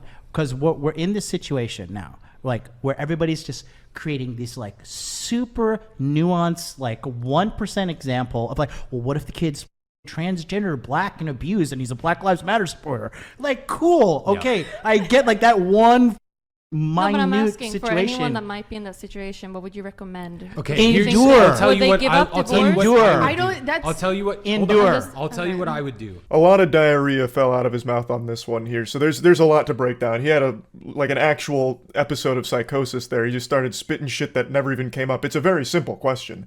It really wasn't nuanced. She just said, in an abusive relationship, should the marriage end? It really doesn't get more simple than that. A fucking child could understand the question. There wasn't anything about, like, all these nuance that you bring up. But anyway, Smash Mouth has his meltdown there for a second, but his message is still the same. No matter what, you gotta endure. You gotta endure the abuse. He even has the chutzpah to equate abuse to just a hard time in a relationship, as if it's just some little obstacle, little hiccup that every relationship goes through. Brother, abuse is not a hard time in a relationship. That is a fucking crime. That is when a relationship ends, should end. I wouldn't want my daughter in that situation, quite frankly. And I understand the argument to endure because I have people close to me who grew up in abusive households and it lasted for periods of time and it was a phase and they endured through it. and they ended up raising healthy, successful families. Their faces really tell the whole story here. This reaction's pretty on par with that statement. Abuse is not a phase. It shouldn't be a phase. This isn't a normal thing. There's no reason to start normalizing abusive relationships as something every couple needs to go through or will go through. Abuse isn't acceptable. Full stop. Like, that's where... This was a really easy slam dunk for these dudes to answer. Should a marriage end when it gets abusive, whether for the woman or the man? And the answer is easy. It's yes. A relationship isn't something where there should be an abusive phase. If there is an abusive partner, that partner needs to seek legitimate help and get help for controlling whatever violent urges or impulses they have. But that doesn't mean that the other partner needs to stay in the relationship while they're getting that help. Especially not if there's children in the household, because not only is it dangerous for the partner, it's dangerous for the kid to be around as well. I think it's very simple. I don't think it's that nuanced. Abuse just isn't acceptable. Like, that's a super easy thing for a normal person to answer, but we've cultivated this culture online where everything needs to be like a debate, even on the simplest topics. Like, you just saw Smash Mouth have that meltdown, like, oh, you're getting into all this crazy 0.1% example nuance of abuse and then all of these other factors, like, out of nowhere, when that wasn't even what was discussed. It is the easiest black and white question. To an extent. So you would say that to stick in those relationships that might be abusive to everyone involved and a child, if there's a child. I'm not saying like, hey, stick in the relationship and get the shit beat out of you by a husband. I'm just asking you what you believe. I'm just telling you. Even if it's a small extreme thing, I'm just asking you what you think, if you should stick in that relationship or not. It is such an extreme example that I can't give a prescription for what other people should do. There is an element. God damn it, it's not even an extreme example. If you just Google it for like 15 seconds, there's so many different studies conducted on the topic, and according to a lot of the different numbers, all of which are a little different, but most of them agree that at least 20% of all marriages are abusive at some point in time. And that's just in reported cases. Like, it's not an extreme example. It's really not. But even if it was, it doesn't even change the question. Like, even in the extreme example here, it's still a very easy answer that, yes, that marriage should end. There is a problem.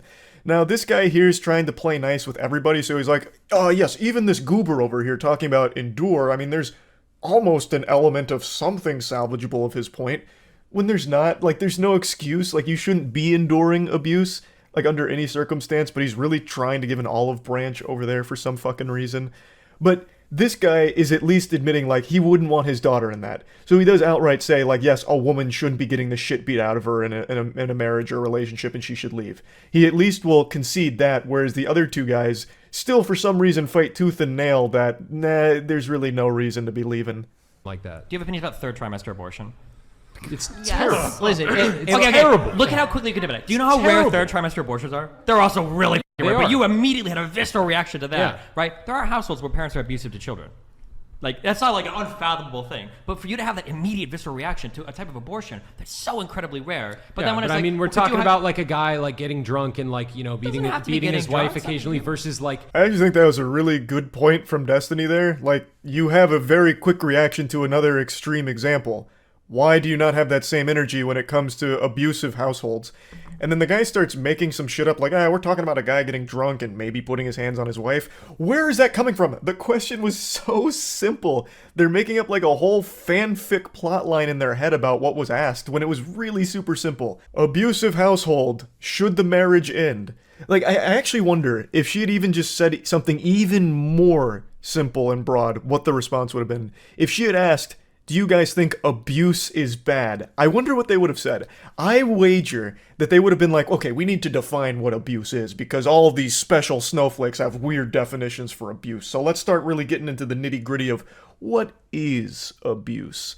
Even though it's so easy, abuse is just bad, and an abusive relationship is bad. I don't know what's so hard about it. I don't know what's so hard about them just admitting that. Could there But possibly well, be okay, a so child? let me ask you guys. In the Catholic Church, I know that there's like annulments for marriages and stuff. Are there That was a mistake. Are there no exceptions for like if a guy is beating his wife constantly? No, there are, but now Or a woman could as well, right? Hold on. Well, there's also a distinction drawn between. If a woman's beating a dude, legal hold on, guys. Oh man, blubbery ass Jonathan there just got saved big time by the guy in the middle. He wanted so badly to say that if a man's getting beat by his girl, then he's a pussy or he's like a weak bitch or something. He wanted so badly to try and get that kind of bravado out there. Sad to see that this mentality still exists somehow, that men can't be the victims of abuse.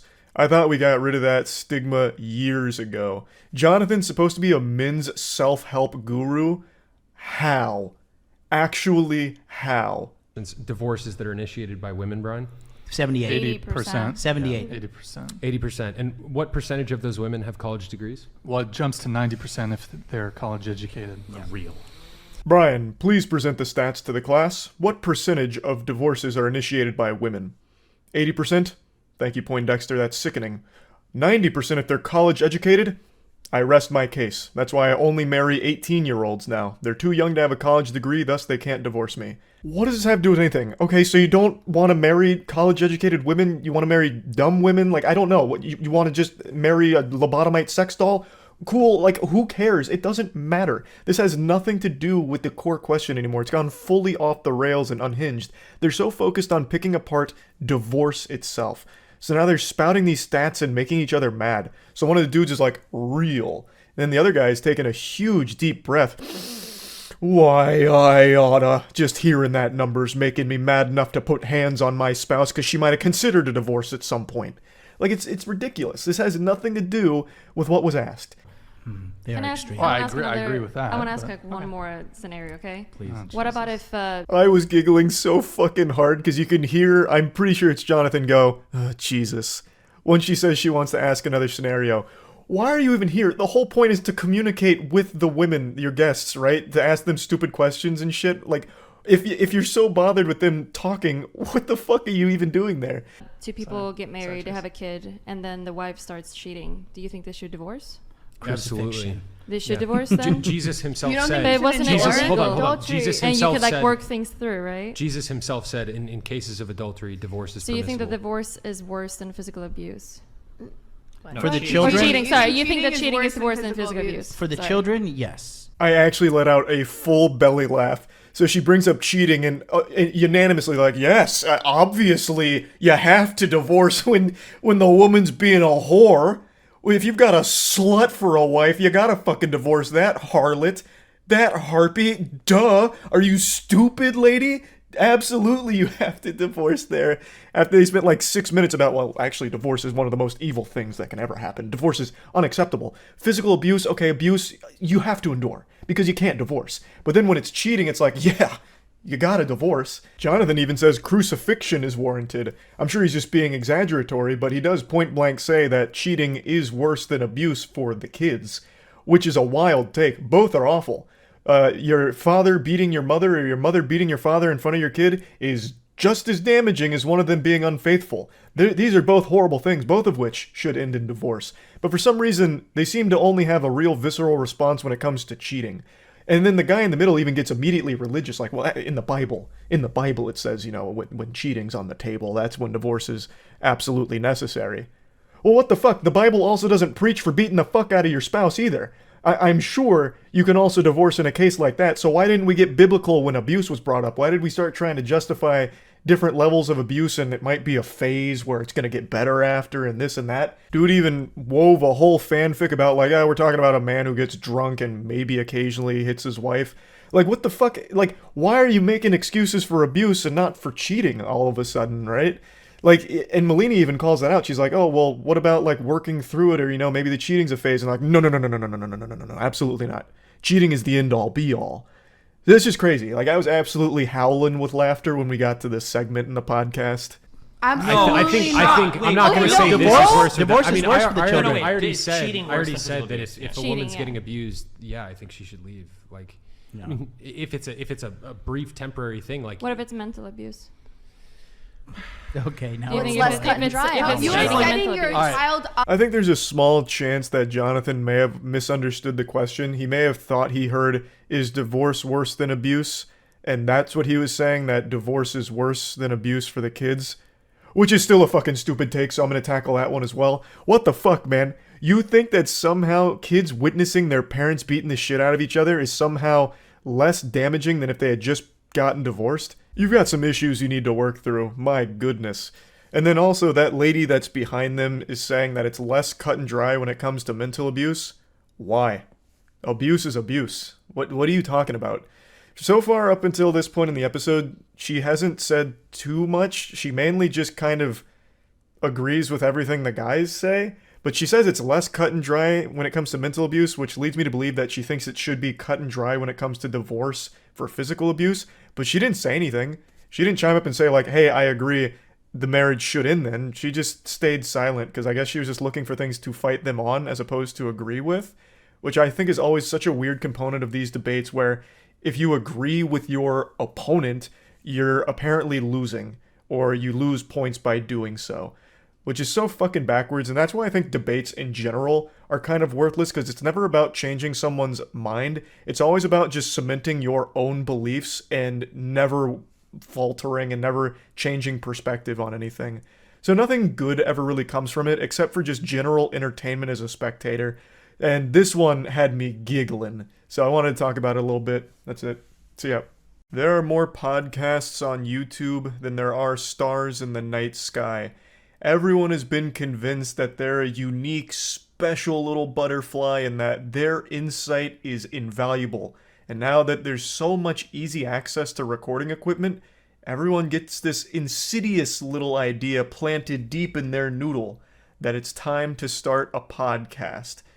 And my God, I tell you, it's a plague. It's a disease, a virus that's infecting the mind of the most insecure and insufferable people of all time. For some reason, once that AT 2020 touches their hand, they just scream their insecurity from the mountaintop with authority, proudly.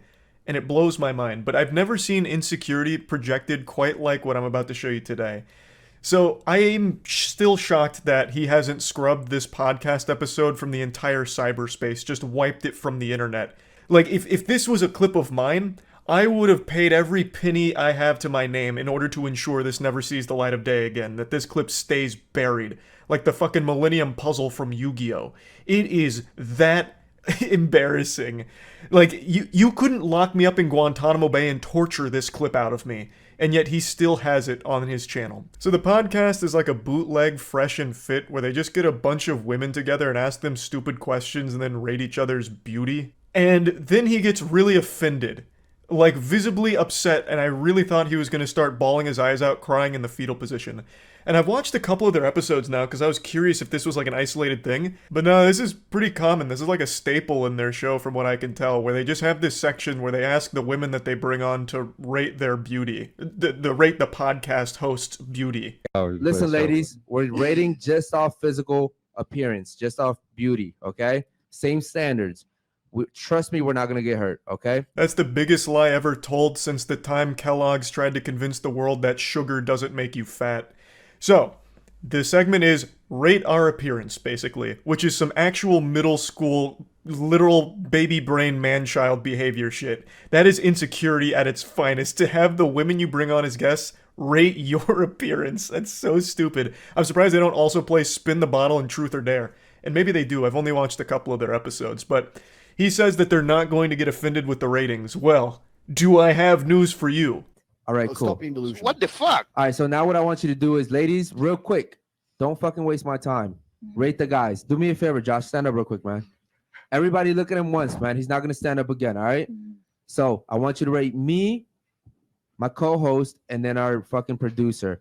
Go, from 1 to 10. Just off beauty. Go. When he does these sections, it really seems like he's some kind of basketball coach who's really upset at the team. Like, he gets very aggressive with all of it. Like, don't waste my fucking time. Listen, we're going to do the drill right now. We're going to do it right.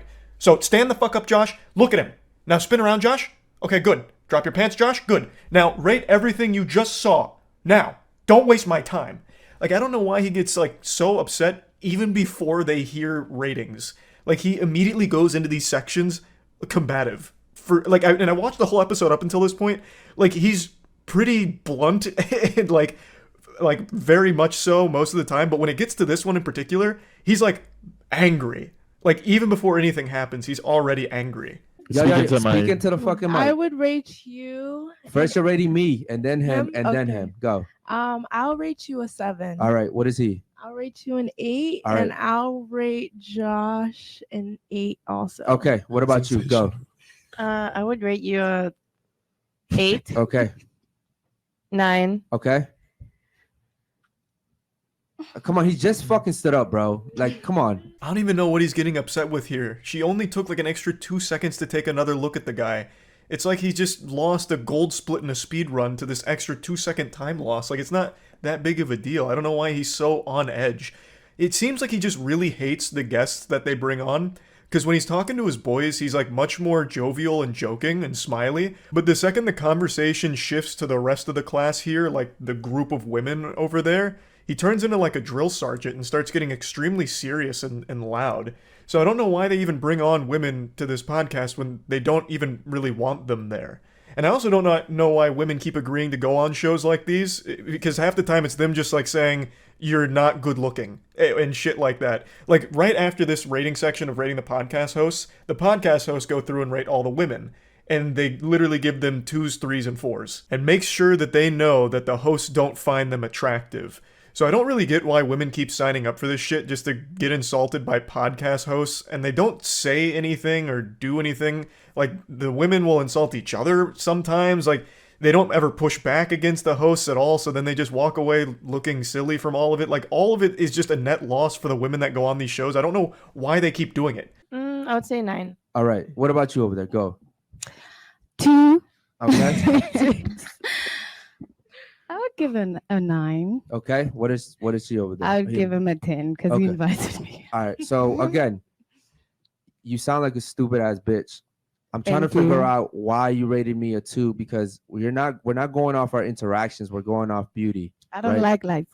I don't give a fuck. He's light skinned just like me, and you just gave him a 9. You gave me a 2. You only gave me a 2 because of the whole interaction that we've been having, right? So do me a favor, get the fuck up and get the fuck out. Thank you. Yeah, get out. Spoken like a man whose feelings weren't hurt at all and wasn't offended by the 2 rating. So he tries to justify it with, you only rated me a 2 because we had a disagreement earlier, which I guess they did, but even still, this is an extreme overreaction to getting rated a 2. The insecurity is palpable. You can fucking taste the salt here. So what the fuck? Stupid ass bitch. Make sure she gets her bag and phone too. Make sure she doesn't take the wrong fucking phone, dummy. All right, cool. So now, again. You can actually hear that lump in his throat start to form from all the emotion building up inside of him. Get out of here, stupid bitch. Hey, make sure she grabs the right phone and not someone else's phone, because she's so dumb she probably won't know which one's her phone. Dumb idiot. She's real stupid. You're stupid. I'm a 2. No, you're a 2. Unsurprisingly, this turned their own community against them for the episode. A lot of the chat messages pop up on screen, so you're just seeing things popping up saying like, damn, just because she gave you a 2, what the fuck? Or something like this where it's like, thought you wanted your show to last. Like, come on, man. It's because it's ridiculous. It's very clear temper tantrum over getting a 2. If you were someone that was actually getting pussy, if you were really slamming ham and glazing donuts, you wouldn't care if one girl didn't find you attractive or rejected you. You wouldn't care. You would laugh it off like a normal person. So one girl gives you a 2 and it shatters your whole ego and you publicly melt down about it? That's such a bad and embarrassing look. And he tries to justify it, like I said, by saying, she only gave me that 2 because of our negative interaction from moments ago. Just pure huffing of copium. We're just going off physical beauty, okay? Not what we've been talking about, not my fucking arguments, not on none of that, okay? I want you to rate me, him, and then him. Go. Can you stand up for a second? You didn't see me before the show? Yeah, but I just forgot. I mean, Just stand. It's not that hard. Okay. You're an 8. God damn it, bro. Go ahead, rate him. Podcast is now turned into like a hostage situation here. All the women seem on edge, and I actually just can't believe they didn't leave after that. Like, again, I don't understand why women keep signing up for this shit. Like, no one seems to be having any fun there. The hosts especially don't seem to be having any fun. This guy's co-host seems miserable, but he does liven up it a little bit when he gets to rate the other women and gives them like 3s, 4s, and 5s and all that. But it's just so awkward and weird. The only explanation that I can come up with, the only rational way of explaining this, is that the reason women are signing up for this show or shows like it is because they're being paid for their time. So it's like an hourly wage just to go there and be insulted or bouncing stupid questions off of. That's the only thing that almost makes sense. Like, so they just come on here to play a game of grade my friend's appearance for 2.5 hours or whatever. I mean, really, someone summed up the situation really nicely in the comments. They said, podcast is called Unfiltered, yet kicks a girl out for her opinion. And that is just such a nice, concise way of breaking it down and the silliness of all of it. Again, I watched a couple episodes just to try and get like an understanding of the content. It just, there's nothing there. Everyone seems miserable most of the time, or they bounce the dumbest questions around. They always just do a grade our appearance thing, which who wants to listen or watch that? Like, I as a viewer, let's say that I was a huge fan of this podcast. Why would I want to keep seeing what women say about my podcast hosts? Like, why would I care? There's nothing there. There's no entertainment there, especially when one of them's super insecure about all of it, who's going to freak out if he doesn't get a 9. It just doesn't make any sense to me. So yeah, just wanted to talk about it a little bit. That's it. So yeah. CoffeeZilla's new video on Tate's scam. What? I didn't see CoffeeZilla posted a new video. Oh, 4 hours ago. Oh, this is bold. Shaking the hornet's nest of the Tate enthusiasts. Of the top G's. He's got a death wish. Yeah, we can check it out. Today I'm getting a PhD from Hustler University, also known as Hustlerversity by those of us with the grind set. It was created by this guy. I'm top 2. You think you're smart? I bought this coin and it's going up. You could have bought any coin and it went up in the last year. The Matrix was broken. Hustler University is the greatest thing. Ooh, I've actually heard that a lot. The Matrix is what does that mean? I've seen like a lot of YouTubers say that recently. What does that mean? Like, that's ravings of lunacy that I would have heard back in the day. But now a lot of people are saying it unironically. I don't know what it means. The video goes into the Matrix being broken? Oh, okay. I might be getting ahead of myself then. That exists on the face of the planet for people who are trying to escape the Matrix. Become Hustlers University. Welcome to the metaverse. Inject it into your brain. You can skip university, you can buy my program, and I guarantee you, you will know everything you need to know. Have you ever seen a college professor with an S63 and a McLaren and a Lambo and an Aston Martin standing next to a Porsche? No, you've never seen any of this. I know how to make cash. Now, if you're wondering why I'm enrolling in a college that looks like it was started by the son of Mr. Worldwide, it's actually quite simple. Hustleversity was started by Andrew Tate. It still blows my mind that this became a real thing. I remember, and I think we did it on stream, when we were going through the alpha male rabbit hole, I remember we watched Hustler University's promotional piece, and all of us were making fun of it.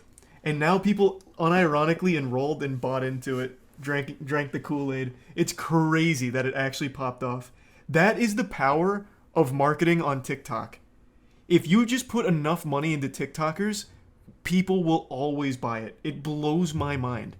Their promotional piece for Hustlers University is still like one of the goofiest ads I think we saw for all the alpha male shit. So if you have like a startup business or something, invest in TikTokers. And put that money, like that marketing budget, into TikTok. 100%.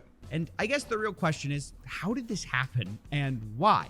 Well, Andrew attributes his meteoric success to a change in business strategy. I put together a particular strategy about 6 months ago because I decided to step up my overall exposure because of a new product I launched. I run an online school that teaches people how to make money online. Mm-hmm. I changed my approach towards social media, and I ended up absolutely everywhere. Now, if you're wondering what business strategy that is, or the program he runs is called Hustleversity, where he teaches you how to make fast money if you'll only pay $50 a month.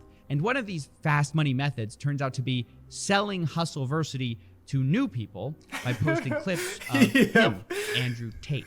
And it's so smart. The cope on Twitter I see all the time about how it's not an MLM blows my mind. This is literally it works. It's pyramid. It is actually it works. But you can't say that when talking about Andrew Tate for some reason. They really take great offense to it. There's no shame in it. You know how many people, buy into it works? And what the essential oils and what are they called, the fat tapes or something, where you're supposed to like wrap tape around your body or something. I forgot what the other big pyramid was. Herbalife, another one. I don't know why they won't just be like, yeah, I bought into an MLM. Like, just own it. Like, I mean, just fucking own it. You're basically promoting him now, I guess. And that's the problem with Andrew Tate.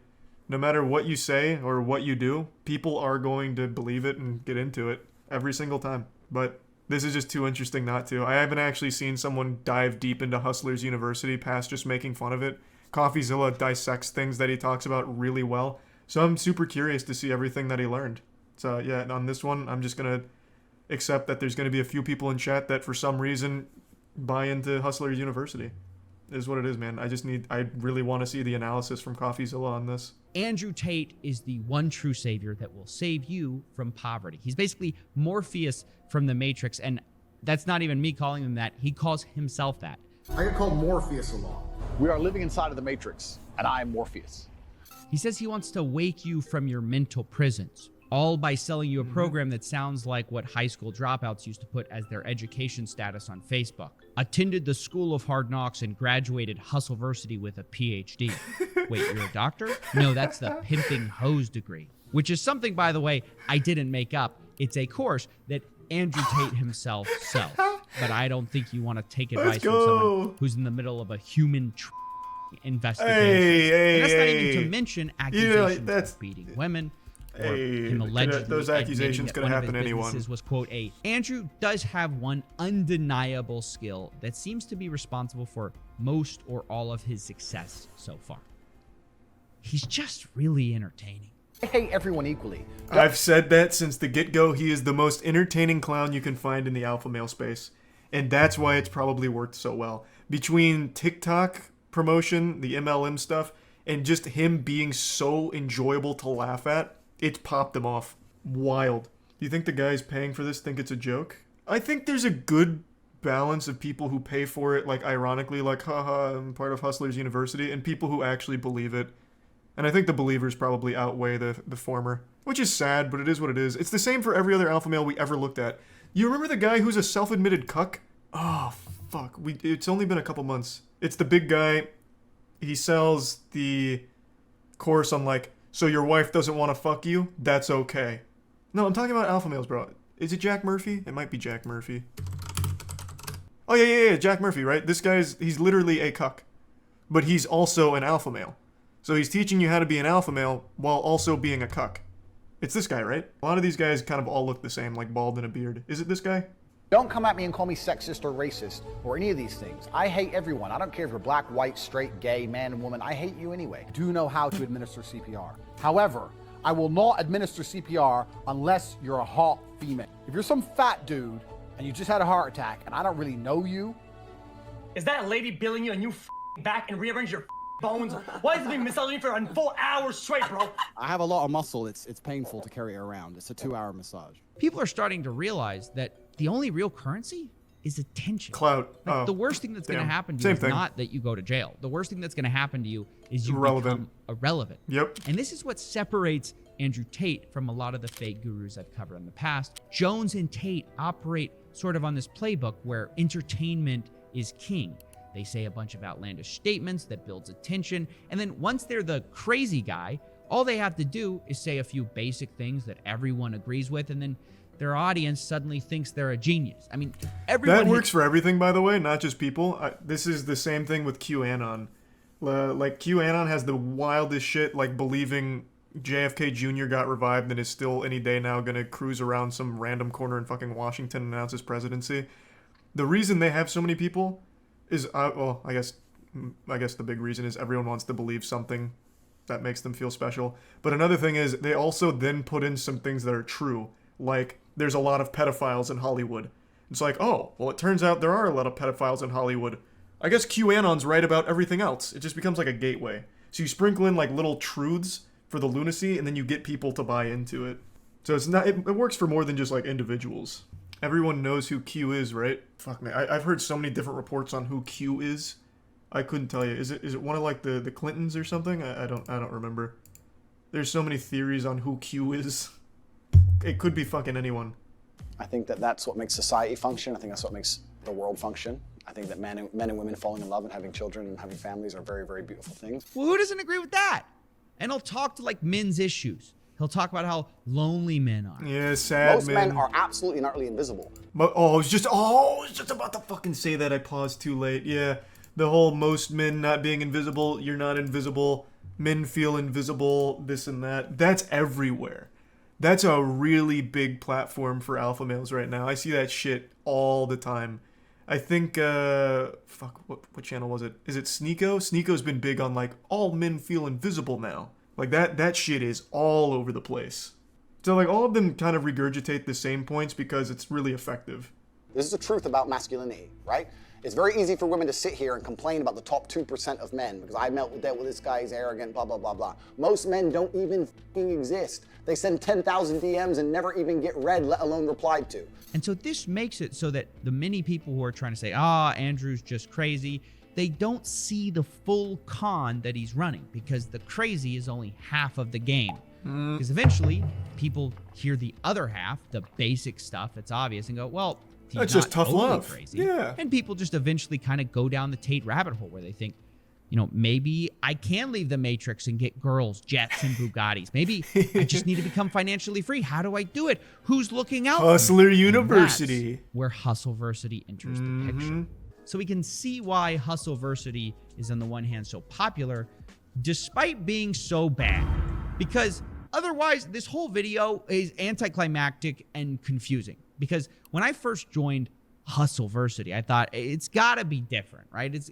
To have this many people paying every month. Yeah, it's marketing. He did a good job of it. Have things that you just can't learn for free, right? Wrong. Once again, I'm disappointed.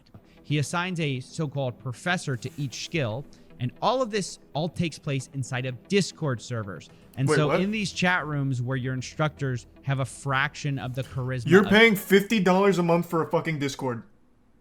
No. I had no idea. I thought it was going to be like actual courses, like a masterclass or something. Even Ninja put more effort into his fucking tutorials. You're paying $50 a month for a Discord. Holy shit, that's worse than being a Discord mod. That's literally being, you are paying to be an actual, like, shit stain on a piece of toilet paper. Oh my god. That's a lot worse than I thought. $50 a month for a Discord channel. That is pay piggy stuff. That is like actual pay piggy stuff. At the very least, you should at least hold Tate to a higher standard. Like, hey man, instead of just a Discord server, why can't we have, like, you know, a more professional curriculum? Like everywhere else. Tate. Well, there's a difference between being desperate and being manipulated. Well, oh no, there's absolutely not. He's manipulating desperate guys. There's different tiers of desperation. There's self-aware desperate people and people who get brainwashed because they're desperate, I would say. Like, you have to be on a different, like, wavelength to fall for a $50 Discord. Well, $50 a month Discord. Like, not every desperate guy is going to be, you know, scratching at the neck to be part of the Hustler University Discord. I mean, think about it. You've been told you're going to escape the Matrix. You're going to take the red pill. And then you go to What Discord. You end up doing in this course is sort of learning how to run an Amazon side hustle for Jeff Bezos. Like, no offense, you're not breaking the Matrix. You work for the richest guy in the world. Like, imagine Morpheus gives Neo the red pill and says, hey, have you ever day traded before? It doesn't stop there either. Like they have this cash quadrant of time and cash where you're either time poor or cash poor, time rich, cash poor, cash rich, time poor. You get the idea. And what they define cash rich as is very telling. They define it as having $5,000, which by that definition, guys, I'm proud to say I'm cash rich. Now, guys. Wait, like in total? That is so different from the pitch. I imagine most dudes who buy into this have to have $5,000 total. It's $50 a month. That is such an expensive item. This makes no sense. The lifestyle we've been sold on here is exotic Bugattis, not extra Starbucks biscottis. I mean, am I crazy here? Like, I feel like most people who joined this Discord want olive Lamborghinis, and they're sort of getting Olive Garden fettuccine. Hustle University is the greatest thing that exists. That's a good point. I didn't think of that. It's low because he wants people to feel like alphas, That's a really good point. I suppose that's probably like the play. Maybe you get someone who's a little skeptical, like, I'll do $50 one month and I'll probably cancel, but they join and they're like, oh, I have $5,000. Okay, so I'm cash rich. And I'm surrounded by a supportive community. Okay, well, now I feel like I'm part of the crew, part of the ship. So then they stay. Maybe that could be the play, I guess. So then they're not even there for the information, they're there more for the community and the feeling. Which is even sadder, to be honest. Yeah, because you can get that same feeling for free. Like, there's always going to be a community of people just like you. Like, you're not special. Whatever your interests are, you're going to find a million people with those interests, and you guys can be friends. Like, and it's free. You just have to find them. You don't have to pay $50 a month for friends. At that point, join a frat. Unless you consider being cash rich, having $5,000 total in your bank account, then this course doesn't seem to be getting people rich. It just teaches lost guys extremely basic skills that are free to learn, but charges them $50 a month for it so they can feel like they're escaping the matrix by working for Jeff Bezos. You barely see Tate at all. He claims to be teaching the secrets to modern wealth creation, but the reality is, from what I saw, he was too busy marketing to actually be present in the Discord. Yeah, I mean, Instead, obviously. You just had all these random people teaching you, like, e-commerce or freelancing or copywriting and investing. And that's why I decided to finally cancel my plans to become cash rich. And that's when I found out about the last trick Tate uses to get you to stay. Anyone who messes this up, annoys a professor, doesn't renew their subscription, their card cancels, anything stupid, then you're going to regret it for a very long time because there's simply nowhere else to go. That's right. They tell you there's nowhere else to go besides Hustlers University. This is the only place What a shame. where you're going to learn not to be broke. I had unsubscribed to get my mother a birthday present, but I resubscribed the next month. I don't believe that. I don't believe you. And I also think if you were a member of Hustlers University for a month and you didn't make enough money to buy your mother a birthday present, you f***ed up. So you're probably going to end up kicked out. Like, their two responses are, that's not true. Okay. And even if it is, it's your fault anyway. Who is this guy? I've seen him in a few clips now. All he usually does is put Tate's meat in his mouth. Who is he? Is he like one of the gurus? He teaches you on like cock sucking technique or something for like behind the dumpster transactions? Who is he? It's his brother? Oh, that makes a lot of sense. That makes so much more sense now. Okay, that makes so much sense. This guy only parrots what Tate says, well, like Andrew says, or reinforces it, or says outlandishly stupid shit. And you have to understand that for the people actually in the course, they're like deathly afraid of missing a payment because they've been told that if they do, guess where they're going? That's right, straight back in the Matrix. In jail, they call it. We don't kick you out. We put you in the jail, and you sit there in your cell, and you have no access to the money-making information, and we just flood you with all the endless wins. Every time someone wins, we show I mean, Andrew Tate hasn't reinvented anything. $400 a month? Doing it more sick, but the result is the same as ever, where the real person getting rich, truly rich, is Andrew Tate. You're broke! You're f***ing poor! Nice. That was pretty insightful. I can't believe it's $50 a month for a Discord server. I don't know why anyone's surprised. I don't know why CoffeeZilla is surprised Andrew Tate was never there. He openly hates the people that buy his program. He literally insults you. It's like a humiliation kink. He openly insults you. It's not tough love. He just actually doesn't like you. You are his pay pig. It's a far cry from tough love. He'll sprinkle in like a couple truths here, like men feel invisible. It's not good to feel invisible. You need to feel better. You can feel better by taking care of yourself first and foremost. It's like, it's kind of true. And it's like $50 a month. And I'll show you how to do some drop shipping, I guess. Oh yeah, I know, the 110,000 students, it's big. No, it's fucking big. Andrew Tate makes $66 million a year from this shit if everyone pays $50 a month. Yeah, no, it's a super successful hustle. He did what all the other alpha males did, but did it smarter by being like a punching bag. Like, obviously he's in on the joke. He knows he says the most outlandish shit, like CoffeeZilla mentions, and then sprinkles in enough truth where people hear about him for being insane. Then they'll hear some truth and be like, maybe I'm going to check that out. And then they buy into $50 a month. Huge profit. And since you're only paying $50 for a Discord server, it's pure profit. He has no overhead. Maybe he has to pay a couple of the gurus that he got from Fiverr, but that's so negligible. It is straight profit. And there's the MLM component where you get rewarded for recruiting people to Hustlers University. This is an absolute money printing farm on the back of some real desperate sad dudes. and they are brainwashing themselves on Twitter with the most cope I've ever seen. It's fucking genius. It's super smart. He did it exactly how you would, or how you should, if you're trying to make a ton of money with no morals. I'll give you some free advice. Don't get your, like, life experience online. Don't get your social skills through tutorials on YouTube. Don't make your identity something online, like your whole personality. The internet's a great resource for information, but you should never base your personality on what people tell you to do. That's the mistake I made in college. When I went in college in my freshman year, I got all of my, like, social advice from Reddit. And you know what happened in my freshman year of college? I dressed, well, my dress wasn't, like, the biggest problem, but it was pretty bad. I dressed like a fucking anime character, and I acted like a mysterious anime character. I didn't talk to anyone because I was convinced that being mysterious and not being, like, super open was a cool thing.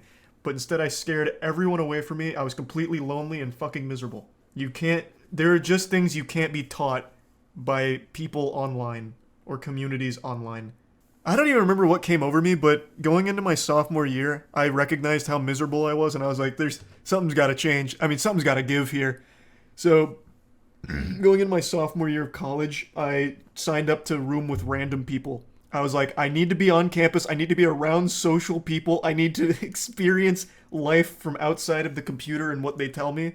So I got random roommates, and they turned out to be the popular kids around campus for the most part, so they took me under their wing. I was their clay and they were the sculptor.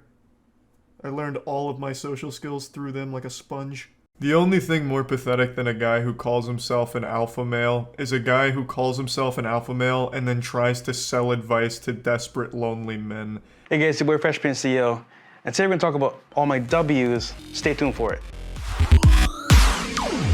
I love intros like these. You get some, like, wacky wubby dubstep kind of shit going on there with a dumb intro. It is so nostalgic. Takes me right back to 2011. Anyway, this is the Fresh and Fit podcast. The entire purpose of this show is to bring women on to insult and belittle them to their face, while also preaching that men should have the right to cheat on their significant other as many times as they want, whereas their significant other isn't even allowed to look at other men. They have to go in public with, like, fucking horse blinders on, and if they even so much as glance at a dude, you need to kick them to the streets immediately because they're a fucking disgusting, worthless whore. It's a lot of horrible, abhorrent shit that they talk about, and I'm sure you've heard of them or seen them before because I've had so many viral clips over the last year of them getting dunked on by the guests they bring on. I'm pretty sure the two of them have a humiliation fetish, which is the reason they keep this show running. But they're also kind of like the Voldemort of YouTube, at least they were for a little bit.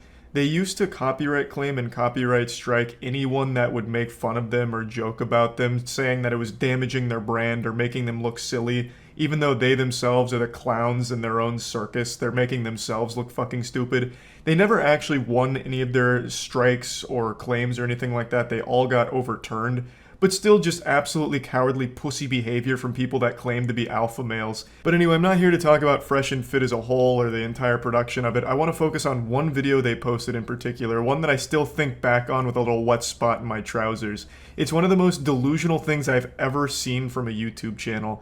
It's one of the hosts that is telling a story that is completely made up, just obviously fiction. He is literally making up fanfic on par with My Immortal, in a way that makes him look like he constantly fucks. Even though I'm pretty convinced that the shorter guy here is a virgin, yet he still makes these crazy claims and stories like the one I'm about to show you. All right, guys, so you heard my L's, marrying a single mom, getting left out in the cold, basically in the car, never came downstairs. But today we're gonna talk about my W in terms of having 3 women in one day. Let me stop you right there. I already don't believe you. It's super hard to think that anything they say is real when they constantly make stupid fucking claims like this one. Not to mention they've both shown themselves to be frauds time and time again. You know, we're both triple-digit notch count. He's in the quadruples. There is no reality in the entirety of the fucking multiverse where this man has slept with one woman, let alone over 1,000 of them. Doctor Strange could peer into an endless multiverse and never find one where this guy slept with 1,000 women. They just say a whole bunch of made-up bullshit constantly. But I met this guy at a pool party. He's an NBA player. I won't say his name for some reasons, but you know, he's a pretty top-tier guy, high-value guy, right?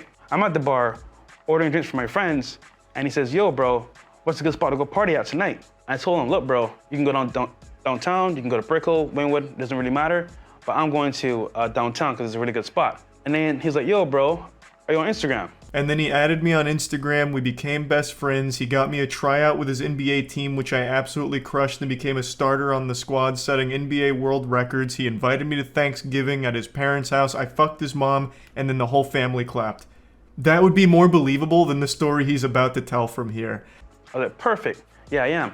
So I gave him my Instagram, and lo and behold, he followed me, he said, wait, you know this chick? So he pulls up this girl's profile, because you can see who's following someone that you just added from like the following list. I was like, yeah, I know her, bro. I used to like do her back in the day. He's like, damn, that's my shorty want to come in town. So basically, we were smashing the same chick. No, you weren't. The only thing you've been smashing is your meat into your hand, you liar. This story's already got more plot holes in it than Kingdom Hearts. Why would an NBA player go up to a random guy at a pool party to ask for a party later? He's clearly already connected, he found out about the pool party, so why would he go up to a complete stranger at a bar to ask for further advice on partying, and then going a step further to add him on Instagram? That just doesn't make any sense. Unless Fresh and Fit dropped to the floor and sucked his dick raw at the bar in front of everyone, why would this NBA player care to add him on Instagram? NBA players, celebrities, they don't follow like anybody at all, except for like actual close friends or business partners or something like that. So why would he add a complete stranger who he only asked one question to, where should I party? And past that, why would he then check who this new guy was following? Hey, pardon me, I couldn't help but notice that this girl that I'm piping is being followed by you. Are you that creepy stalker she has a restraining order against? Or like, what's the deal there? Are you guys friends? Oh, you guys used to fuck too? Alright, fist bump. We just became best friends, let's go. So he's like, yo, dude, you know what? I'm having a mansion party, like, the next day. Come through, I got you. All this time, you know, we linked up the same night at the party spot I was going to. We connected. And funny enough, we dated the same girls, like a bunch of them. It was crazy, you know. Like I always say, me and Myron, a lot of these girls share the same high-value men, and they're around in the same circles, right? You have the gall, the chutzpah, to sit here and insult not only the intelligence of your viewers, but insult God himself with the claim that you and the NBA player were having sex with the same women. Do you honestly expect anyone in the world to believe that? And then to have the audacity to make the claim that women go for the same high-value males? You are somehow putting yourself in the same ballpark as a fucking NBA player. You who runs one of the most laughed at podcasts on the internet since the My Little Pony fan club radio show. You think that you are a same level of high-value male as an NBA player? Fucking mind-blowing. I'm at his mansion party, right? There's like 40 girls and like 5 guys. In my head, I'm like, yo, real talk, this is crazy. Like, I've never been at a party where there's been this much girls compared to guys. So I'm like, yo, how's this gonna work? He says to me, yo, come through, bro. So he's like, yo, pick 3 that you want, and I got you. I was like, 3 that I want? Is it like a buffet? Shoot, I'll take it. Bro, this does not sound like an NBA player. This sounds like human trafficking. Pick any 3 girls and I got you. That should be like setting off alarm bells in your head, I would think. What might have happened is some guy came up to him and lied like, yeah, I'm in the NBA, I'm also ex-Special Forces, over 500 confirmed kills, and I fuck on the daily. In fact, hourly. In fact, I'm gonna be late for a threesome right now. But yeah, anyway, just going back to Fresh and Fit lore here. So our boy is now at a mansion with 45 topless babes, big asses, sodden, dripping vaginas, and every single one of them has his name shaved into their pubic hair, I bet. So I was like, yo, I like her, and her. He goes, talks to them, calls them over, and I kid you not, I got a bedroom for you over here, do your thing. I'm like, what the heck? Is it that easy? So what happened was, like, I talked to them real quick, they were mad cool, and legit, guys, I could have had a threesome with them, but I was like, yo, this is crazy. Like, I had no idea what was going on. I was like, yo, this is too much for me. But far be it from me to question the math here, but it would have been a foursome, not a threesome. Unless, of course, the 3 girls fucked each other and then told you to just go far away from them, like hide in the bathroom or something, which I imagine would have happened. Also, he speaks fondly of this event, but I imagine this was one of the worst days of all 3 of those women's lives. Assuming, of course, this story is real, which it's not, I'm just suspending disbelief for a moment. Obviously, he is literally making this shit up as he goes along. What happened was, I did my thing with one of them, came back outside, hopped in the shower real quick, talked to the other one, went back in the room later on. So basically, I had 3 girls in one night. It sounds crazy, guys, but there's a whole nother world outside of the regular dating circle where guys of high value can actually like set up certain things that regular guys can't. What an incredible story. I can't wait for the sequel. Fresh and fit in the goblet of fucking. I don't even understand the title of this video anymore. It's Pull Girls Easily, but doesn't seem like there was anything easy about this. He met someone that claimed to be an NBA player that invited him to a mansion and then assigned 3 women to fuck him. Like, that's not exactly a lesson that can translate to most people. Of course, it's all made up and shit, but the takeaway here is basically nothing. It's a fucking nothing burger. It's this guy trying to make himself look cool and embarrassing himself.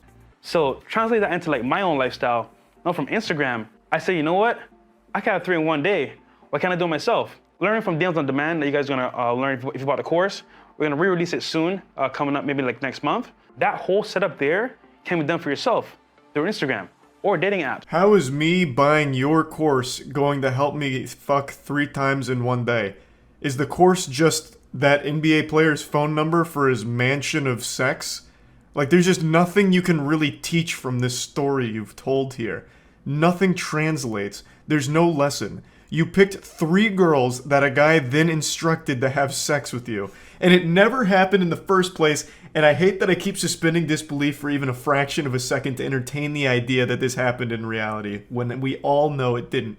But even still, what is the takeaway? There is nothing that happened in this whole video that could help some lonely guy at all. You can take L's all your life, you can take W's, but the point here is that like, you can have whatever you want in this life. You made that choice. So for me, I was at a point where 3 a day was easily done through Instagram, and that's what I did. But even in this fantasy, that's not what you did. You didn't set up 3 girls in one day through Instagram or anything like that. A guy did it for you. He fucking told them to have sex with you. You didn't talk to them through Instagram, you didn't get to know them or anything like that. Even in their own stories, they can't help but just treat women like objects. Like, yeah, he gave me 3 women to fuck. And that's why I'm the king of Instagram dating. Like, what are you talking about? It's so fucking wild. It's incredibly embarrassing. I don't know how they can post things like this and not feel any amount of shame. But anyway, I just wanted to talk about this one, and that's about it. So yeah. Oh, fuck yeah. Guys, welcome back to another Gunner TV video. From Reddit mod to Alpha Chad. The faux hawk. It's the industry standard, really. Here's a thought. Wait, this isn't a faux hawk. This is a Ray hawk. I remember back in whenever the Rays were in the World Series for the first time, everyone in Tampa used to get this fucking goofy thing. Faux hawk, you gotta like spike that shit up. This is that Dark Souls 3 create a character preset hair stuff. Come on, man. No in between. Let me see that poster one more time. Who do we got? We got Jimmy Rex, the Bull. Oh, everyone else has dumb names. Fucking Tim Ballard. He went to the wrong place. Man was looking for the Discord mod get together. Tim Ballard is the goat, you fucker. We have some Tim Ballard stands? What does he do? Why doesn't he have a cool name like the Bull or Jimmy Rex? Let me see. I can say with a high level of confidence though, if Tim Ballard's one of the speakers at AlphaCon, Be Great or Be Nothing, probably not really like the fucking man. An anti-human trafficking activist and author, is that him? I can't tell, there's no picture here. I'll just assume it is. I'll give him the benefit of the doubt. That's good. Coming out against human trafficking is always a good thing. Hey, I'll be brave. I'll give a hot take. Human trafficking? Bad. I don't like it. If there's any human traffickers in here, get on the straight and narrow, alright? I'm tired of it. Cut out that monkey business, alright? We don't do human trafficking here, alright? Enough horseplay. Cut it out, Buster. Corner telling you people are buying tickets right now. Or how about the fact that they were selling $500 virtual tickets all last month and only recently changed it to $97 in-person tickets? I would be absolutely enraged if I had spent that much money to watch a live stream of this shit show just to find out they changed prices and I can now go in person. I think they're giving it away. But as much as I would love to spend, I think it's a great price. In fact, there's not even an itinerary of the event to view, and it's only 3 weeks out from happening. Instead, My man, they can't spell itinerary. Specifically on each speaker. That was outrageous to even think that. Because you see, this picture clearly shows that his income is over $1 million. There's a dollar sign. It says income above it. His name on the account probably just got cropped out somewhere. That happens to millionaires a lot. How do I know? Oh, I'm a multimillionaire too. What's up, you guys? If you haven't seen already, so you're living. Hey, you better be careful teasing the bull. Has somehow, and I'm so grateful to all of you, and even Chris D'Elia is talking about AlphaCon 2022 coming up. So nothing's more alpha than getting everyone's name wrong. Isn't it Chris D'Elia? But fuck yeah, man. I imagine he was making fun of it. I'd never heard of AlphaCon, and I keep my finger on the pulse of all of this goofy shit. Was it really the #1 trend on Twitter? When I type in AlphaCon, the only thing that comes up are people on Reddit talking about how they believe it was a giant scam. So, I mean, I guess maybe it was trending. This has 900 updates. I mean, far be it from me to question the infinite sage wisdom of the bull here, Jeremiah the Bull Evans.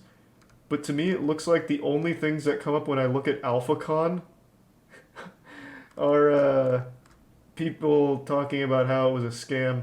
If you tripped and fell and people started laughing at you, do you get up and thank them for the free publicity, but tell them, next time don't laugh? That was actually a serious performative fall, and you're supposed to appreciate it. And you can buy tickets to me tripping and falling again next week. No, people are going to laugh because you're doing a funny thing. I don't care how many... Don't you ever compare AlphaCon to falling. People don't want to take advice from someone who... The only reason an alpha would fall is face first into a vagina. Jeremiah Evans also has a podcast because, of course, we all saw that one coming, and it's called The Bullpen. Gotta love that decor. We got a football, chess, an AK-47 whiskey bottle. That's pretty cool. The Bull has had many of the other AlphaCon speakers. Hold on, let's pump the brakes a little bit. This setup kind of fucking nice. AK-47 whiskey bottle. I might have to book tickets to the next AlphaCon. I'm not gonna lie to you. He's even made himself an Alpha record. Made himself a Giant X record too. I don't really know what it means. I'm sure there's like a sword, undoubtedly forged in Mordor or something like super alpha. There's probably just pairs of panties all over the place over here from different women that he's taken into the office. It's a cool setup. My favorite mantra that I say every day is I'm a lover, I'm a leader, I'm a lighthouse. I'm a lover What so does that that my wife mean? always craves me. I'm a leader because, well, why wouldn't you want to be a leader? I'm Right. a lighthouse. We get to shine. Like there's these guys, they almost want you. I'm gonna tell you right now, Keith, I'm sorry to hit you with the cold water. An alpha would never call himself a lighthouse because you shine. That is some beta 16-year-old emo poetry shit. My man, you gotta work on that. You're in the bullpen and you're calling yourself a lighthouse? You should have just walked in and bent over and let the bull fuck you. This is outrageous. What a poser. Where's your AK-47 whiskey bottle, huh, Keith? And Keith Yackey wasn't just saying that creepy wife craving him all the time line just cuz. It's actually what he sells a course on. MarriedGame.com. Learn the one simple thing you need to do to get your wife back in the bedroom again. And then there he is. Oh my god. Keith! Keith, this just screams I'm a cuck. Come on, man. Keith, you went into the bullpen and then released a "My wife doesn't want to fuck me anymore" book? Keith. Why is he speaking at AlphaCon? He's lowering my testosterone levels. Maybe making fun of this is my bias. I'm 23. I don't have a wife, but selling. Well, you course could to if you help other men bought fuck Keith theirs Yackey's seems book. like the wrong medium and probably the wrong focus too. Shouldn't the course be about saving a failing relationship? Because I think that's the main reason that the sex thing is a problem at all. Now. No. Hold on, I need to look at Keith Yackey myself. Keith Yackey, sex is just one big part of it, but I'm sure Keith tackles the entire relationship. Keith Yackey. Oh, here we go. Keith Yackey has been he made a whole lore of himself. From The Business Called You. Keith Yackey has been a pastor. He's dated porn stars. He's created a multi-million-dollar empire and promised himself that when he could, he'd share the principles that made it all possible, even the dating the porn star thing. Available to as many as possible. He's got a purpose and a passion, and you're going to hear it all on today's episode of the Business Called You podcast. I feel like Keith wrote that himself. He's been asked to speak on stages with the biggest names ranging from music superstar Pitbull, Tony Robbins, Gary Vee, Russell Brunson, and Lewis Howes. And she's looking at me and tapping me under the table and saying, hey, listen, when we get out of here, we're doing it in the car. From totally gone to doing it in the car.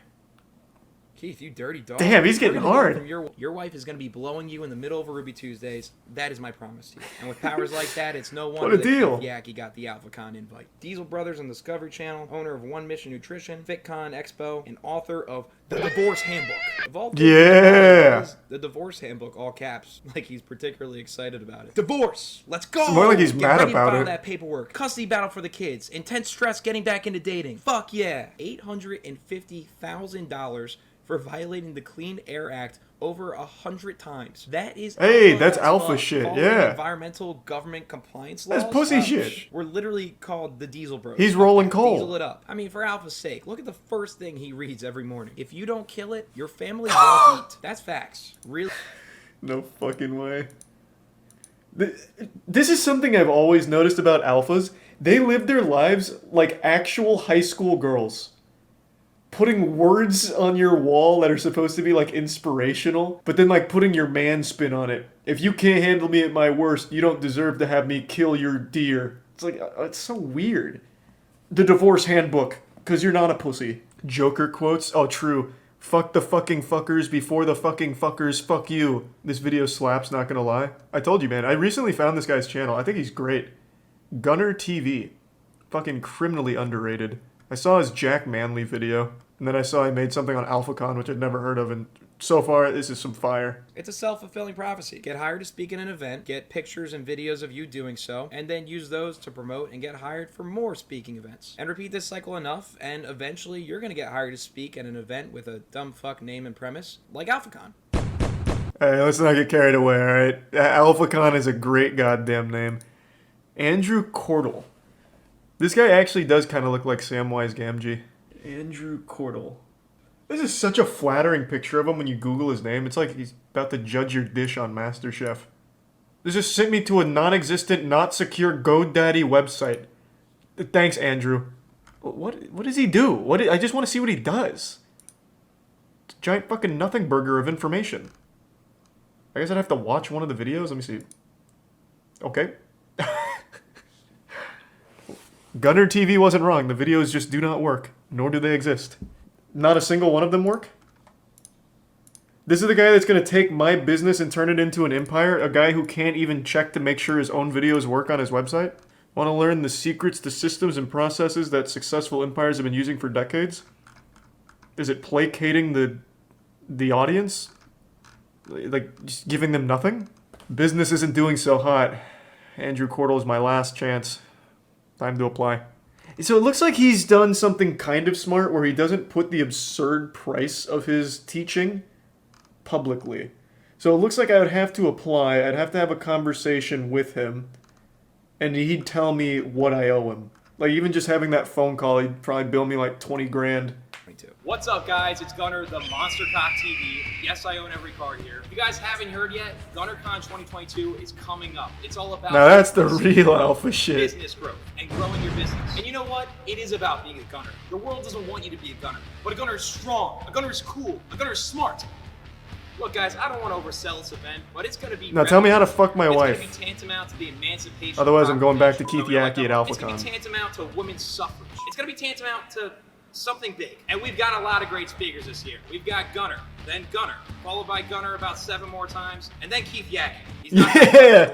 Well, that's the end of the video today, man, what the fuck? Chief. If you liked it, be sure to leave a like and subscribe, as well as follow me on the old gram. And in the comments, don't forget to leave stunt suggestions, guys. I am out of stunts. I need new Thanks, suggestions. resub, aloha. Please do that. Thank you. With The that all bit's fodder. said, good day. My time is money. I got to get out of here and make sure this number keeps going up. What a fucking banger. And thanks to the Prime Gunner. Criminally underrated. Criminally underrated. I hope you and your girlfriend are happy. Well, now we are after I watched the little AlphaCon. Now I know what she needs. She needs seminars on business growth, sports card pack openings, and also she needs to tell me that we have to fuck at a restaurant. So now I have every tool I need to make sure it stays a happy relationship. What happens when you get 3 of the most uninteresting, out of their prime frat dudes in a room? They make a podcast.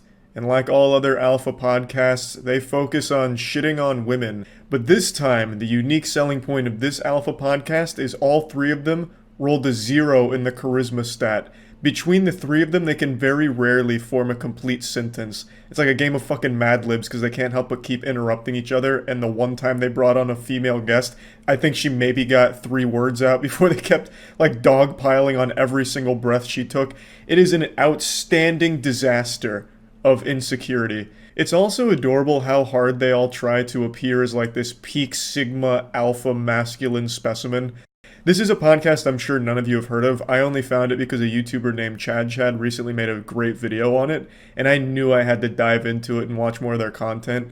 On TikTok, they're a bit of a laughingstock. They're just a fucking punching bag for most people to insult for good reason, obviously. So I wanted to watch more than just, like, their best moments montages where it's like, women cheat more than men, those bitches.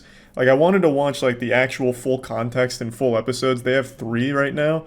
But it was so hard to watch them because every time they try and speak, it's like a kid who gets called on in middle school to stand up and read in front of the class and they're nervous. They just drone on and on, getting lost in their own sauce, forgetting what they were even talking about.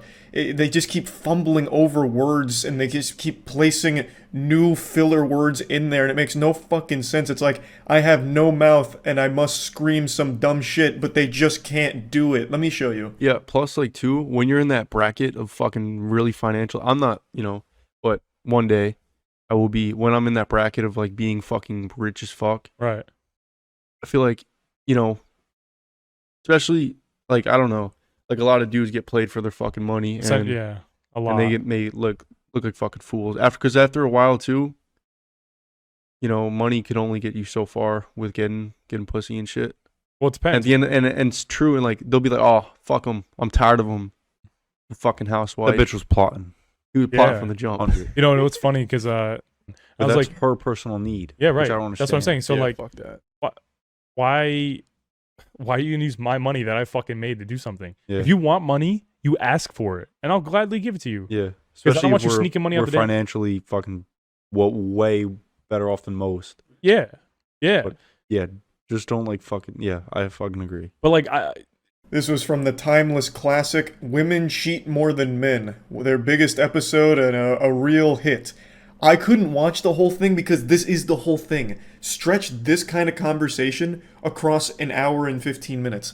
It's impossible to sit through. It literally sounds like someone skipping through dialogue options in, like, a Fallout game. It sounds like you're just listening to William Shakespeare in Old English and none of it's making sense. I want to know what your boyfriend brings to the table, or what you expect him to bring to the table. Or even any man. Not like, we don't have to, like, focus on your guy. But just any what does a guy have to do? Respectful. Okay. So looks don't play a role in the first part. There you go. Just let her go. Yeah, let her go. Relax, buddy. Let her go. This was a really big moment for the podcast. They really went out of their comfort zone and brought a girl into the boys' club in order to get deeper insight into females. Unfortunately, she wasn't able to really speak that much because the crew didn't really like when she'd talk. So, like, right away, they just ask, you know, what do you want in a guy? And she says, respectful. The fucking room goes silent, and one dude's like, so looks don't matter then, huh? Like, he just gets so deeply offended off rip. All 3 of their minds were blown. She said respectful, and one guy just, his whole soul is crushed. Like, what about looks, huh? What about looks? Are you lying to me? You crazy fucking harpy, huh? You come onto my podcast, you old battle axe, and you're spreading fibs? No, respectful doesn't exist. Not even a real word, not a thing. Looks, that's all that matters. That's what I've read on the forums. Don't fucking lie to me again on my own show. I say, if my wife lets herself go after I have kids with her, if I'm going to tell her once, if you don't get your shit together, I still want to be sexually attracted to my wife, my spouse. But if you Even can't girlfriends. do that, girlfriend too, if you can't do that, I'm out. All 3 of them are pretty dumb, but this guy right here is like the superstar imbecile. Every time he says something, it's the dumbest shit. He was the guy that immediately got offended when the girl mentioned the word respectful. It was like a fucking vampire getting hit with sunlight when he heard that. He just started, like, melting and, like, in pain. All he cares about is looks and pussy, from what I gather. That's his whole personality. And anything that challenges his belief that looks are the only thing that matter in the world, he takes great offense to. So this video they disabled comments on because they were getting clowned on ruthlessly. And, you know, very un-alpha-like to be a coward and disable your comments. They're keeping the video up And apparently they had a response to it, which they took down because they also kept getting clowned on with that. Can't confirm because I can't find it. Yeah, his whole point is super goofy. So my wife has kids with me, and then she stops getting hotter, and I don't find her hot anymore, and that's her fault. I give her one chance. If she doesn't fix herself, I'm out. Aging is cringe. So when my wife hits 40, I'm leaving her ass, and I'm going back to dating 18 and 19-year-olds. I mentally checked out of my last relationship for so long. But I don't want Before to you broke up? Yeah. But another point. Goes the fucking show. Another point. No, but another it doesn't point. say anything. No, it's not like anything bad. But No, it's no, like not after you. everything Hold on, I've let been you through. finish your point. No, let you finish your point. Guys at home watching, if you're fucking, once you'll know when your girl's mentally checked out, and when she's mentally checked out, she'll entertain any dude. I'm not saying you. There's always exceptions to the rule. I'm saying they'll entertain dudes. They'll fucking even cheat on. They don't give a fuck because when their mind's gone, the vagina still could be there. But once when the mind's gone, the heart's gone, they are done. There's no coming back from that. So like, you know. Oh my god. He's absolutely right! Oh! He just blew the case wide open. I fucking love that this dude immediately interrupts her for the millionth time just to make like an absolute nonsense point. The vagina might still be there, but the heart's gone. The soul went to hell, and now she's cheating on you there. Right? And the Avengers music, oh, it just sounds so good. It's like he's making the most profound speech of all time. Like, hey, shut the fuck up real quick, lady. I know I asked you this question, but now I'm talking. Cue the orchestra. Hey, cheating and pussy. What's up with that? I genuinely just can't wrap my head around this whole crew here. I don't even know what he's thinking is going on right now. He thinks he's being so deep and profound and like this is somehow supposed to be inspirational, but it's not. It's not even close to anything at all. No, I got this right here. Women preserve their value, men create it. Let me explain. Exactly. Guys care about a girl's past. A girl cares about a guy's future. Just like if your boyfriend. I care about your past. Hold up. I have no doubt the three of them are pretty close to illiterate, but what that guy's saying right there is verbatim what all of the other YouTubers who are alpha males try and parrot. They all vomit that exact same line into each other's mouths, and just like Ouroboros, just keep eating each other's asses for all eternity. That whole men create value, women preserve it. Guys care about a girl's past, girls only care about a guy's future. They treat each other like anime protagonists. It's literally r/I'm 14 and this is deep. This is literally sad Facebook statuses from 2010. It's very clear that this guy in particular was very deep into the whole pickup artist community or whatever, because this shit is the exact verbatim shit that they all said in their seminars. I've watched a lot of those on YouTube nights on stream because they're really fun to laugh at. And to a certain extent, I do feel bad for this guy because he got fed this so much that now he's adopted it as a truth, and the cycle just continues. Hot topic. Very hot. Girls cheat more than guys. Oh, fuck yeah. Girls cheat more than motherfucking dudes. I was waiting to say that, bro. I was waiting to say that. They're sneaky. 100%. It's my personal mentality. Because I'm better than everybody. Yeah. I'm not an NFL player. I haven't been to the moon. I'm still better than you. That's how you gotta become. You gotta think you're the best before you are the best. Yeah. Right. Yeah, everybody. That's my personal mentality. Yeah, he's not an NFL player. He's not a doctor. Hasn't been to the moon. Hasn't had a meaningful relationship. Hasn't been able to read an entire chapter from a Harry Potter book.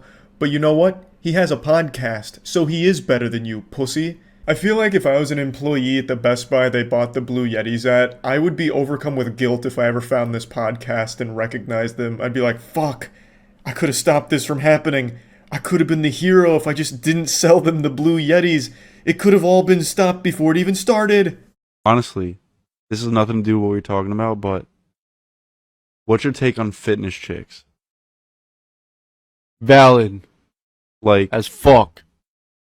They're superior to all women. Top of the line. Agreed. Fitness chicks are superior to any woman. They posted this themselves as one of their highlights. Like, this is one of their finest moments they were proud of. Just fucking imagine that mentality, that this conversation is like a moment you're like, yep, pretty proud of that one. I mean, to be fair, in their defense, they didn't fumble through sentences. because there were no sentences here. It was just like individual words back and forth. Man calls it together like it's a goddamn city council meeting. Boys, gather around. Titties. What do we think? Do we like that? Valid. Milky. Top of the cream of the crop. Yes. I have absolutely no doubt in my mind that if I actually did finish all 3 podcasts to completion, there would be a million more wild and wacky moments, but it's just so hard to sit through their podcasts, so I haven't done that yet. So these were just some of the highlights that I found. These are the ones that were posted on their own TikTok, and as well as just a couple of moments that I skimmed through their podcast. And yeah, I just wanted to share this because this is just another very silly alpha male podcast. That's about it. See ya. Sigma male versus alpha male. What is a sigma male? Why sigma males are more attractive than alpha male. Alpha male versus sigma male. Difference between alpha and sigma male. Hello guys, welcome back to Alpha This Show. guy does not sound like an alpha male. Change your life and this guy sounds like an accountant. Always wanted. Alpha men don't need much stimulation when they are in a group before they can be Who active. actually like learns from this and believes it? Require extra stimulation. They take orders. Right. They're generally mediocre and are low in the dominance hierarchy. Of course. Also, they don't get many women. Then there are obviously the alpha males who are in the top 20%. Yeah, the They're gamers. The ones who give orders. They often get very many women, but too many women, I'd argue. Many don't know Need about. 2 dicks as They an are alpha the male. Sigma males and some alpha male traits. Courage. An alpha male is not without. It really fear. must be tough Nobody is being a fearless, actually. young man We all growing have up with the fears and internet, getting insecurities fed that are shit not like this. controllable. But the alpha male can push on in a specific direction despite his fears. But at least it He may gives be you plenty of scared that things his to new blame, business like will damn, I fail, can't help but it, I was that born won't a sigma deter him male. from trying. Damn He you, may be afraid dad's that the pretty nutsack. receptionist will turn. He won't The have a reset league. meltdown. Okay, well that's pretty boring. Why is this called Alpha Show? This guy definitely falls into the sigma male category, I would argue. How to be a beast in bed, 18 proven steps. I'm gonna go out on a limb. I don't know him personally, but I don't think he's followed any of the steps. A channel that will completely change your life from negative to positive. Finally, an And alpha the person male you always representation. wanted to be. After this video, you will learn practical Looks like the kind of guy steps on that how the to football turn team any would pay to girl do their homework. crazy in bed. More to do with how you, as a guy, approach sex, rather than doing something extraordinary. You gotta treat it like a that you chess must have match. seen in a porn Gotta movie scholars or mate her read pussy. on a blog. They love More that. so, you don't need to what Thanks porn to Tier does 1 to your Greece brain and the Reset to learn Mountain the Man. negative So to be a impact beast that in bed, you pornography have to has stop on our watching porn. well-being and brain. That's Porn step doesn't 1, usually yeah, but there's teach 18 you steps. how to Oh, satisfy a girl in 18. bed and how to enjoy sex. Yeah, I It just got to the merely first has an one. effect that how it sets you behind in being the best version Well, of this is just yourself. good advice in general, Drugs not about include being a beast in addictive bed, just no substances like drugs. coffee, significant amounts of What's he sugar, gonna say next? Eat your marijuana, vegetables? alcohol, but the evil it does are more psychological, and it's Evil? affecting many men today. Masturbation depletes your Evil, resources, huh? as I've explained in my no-fap Step challenge 4 is gonna video be series. accept the Lord as your Oh, a God. no-fap Belief challenge. That women aren't as sexual as men. There is still a dominant belief that women don't enjoy sex as men do, or that they don't want sex frequently. That's falsity. See, When you're you now learn to corroborating sexually his open up to your girl, bulletproof then you will be amazed at the 18 depths of steps. voraciousness of her. Similarly, adjust your speed as you go about ravaging her. This guy Try is to definitely make the getting a rhythm semi-chub irregular to making find this. out what arouses her more. Things. How are you For supposed to be instance, even if you explorative two are not if close to you the can't watch beach, porn? ask her to wear sexy Get beachwear, ideas. including Because you can swimsuits watch and Alpha bikinis. Show. You can explore watch many YouTube? options. Yep. If you guys have He's always gonna been into teach you gentle all you need to lovemaking, know. Try the rough route. Number 14, appreciate her with generous praise. Everyone You look probably beautiful has some this kind of morning. insecurity High fives. or hang up about their body. Doing great. Good Simply wetness. human nature, or at least, and will help you last longer in bed. Which method do you Well, think has I've become a proven beast most now. effective for you? And just before I Now I've done it. We shall be beasts in bed. Yep. After marriage. Thanks to the lessons learned here today. How to There make you a go, girl make her horny. wet. How to make a girl instantly horny. How to make any girl wet and horny. Oh, this is just a more improved version of this. Why have this without the wet? How to become Sigma male, rarest male type. It's Keanu Reeves. Yeah.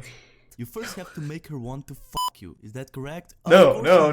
Which is why today I want to that never give you works. a few Number 1, let her know you want to fuck her. A lot of men that's easy. think that they need to be sneaky. Hello, about ma'am. their I'm intentions approaching or you they're with scared fuck to go along. intentions. But attempting to Do you trick reciprocate? her into or on her shoulder while you are out in public is a subtle but assertive okay. way of letting her know. How about just a spank on the cheeks and tell her good game? Number 2, for a few seconds, start to caress her teeth with one hand and work the other slowly on. Did I miss a step, or are we doing this to a stranger? Hold on, let me just double check. I'm not trying to catch a charge. Source, but oftentimes the problem is that she's simply too insecure about her body. Yes, that's the only reason she doesn't want to fuck you. God, if only I could fuck this Redditor. But I'm just too insecure. He's too good for me. And the way you carry yourself for the hours or minutes leading You up too to can be a sex superhero. make or break your chances All you of need to getting do is show her hypnotize how women hard or you can something. make a girl. But I'll give you some time to try these That was simple nuts. tips. I feel too strong now. There's not gonna be any women left in the world. Good God. Well, I've learned a lot. Alright, maybe time to switch to another channel, but I always love this rabbit hole of like the alpha males on YouTube, led by the furthest thing from alpha males. Keep in mind, alpha male is a thing that doesn't exist. It's just dumb fucking garbage. I read books for at least 15 minutes per day for 30 days. Whoa, wait a minute, whoa, Jesus. What? He's uncaged! Bad drivers of South Carolina? Yeah, in a minute, hold on. I'm enjoying the rabbit hole, but I want to change the channel. I want to stay in this rabbit hole of alpha male pickup artists and shit like that. Quite a few things came up from typing in Sigma versus alpha male, so this is why Sigma males are more attractive than alphas. There's like a video essay on that topic, sounds like dog shit. I don't really care to watch a video diary on it. Sigma spirit, how to tell if you're truly Sigma. What does that mean? Am I Sigma? Welcome to Sigma Spirit. Hey man. This is Alex, aka Alejandro. Hey man. Aka Maxwell Bridgewater. Was that your AKA like Sigma GTA Spirit. RP Welcome to the character? Sigma Spirit channel.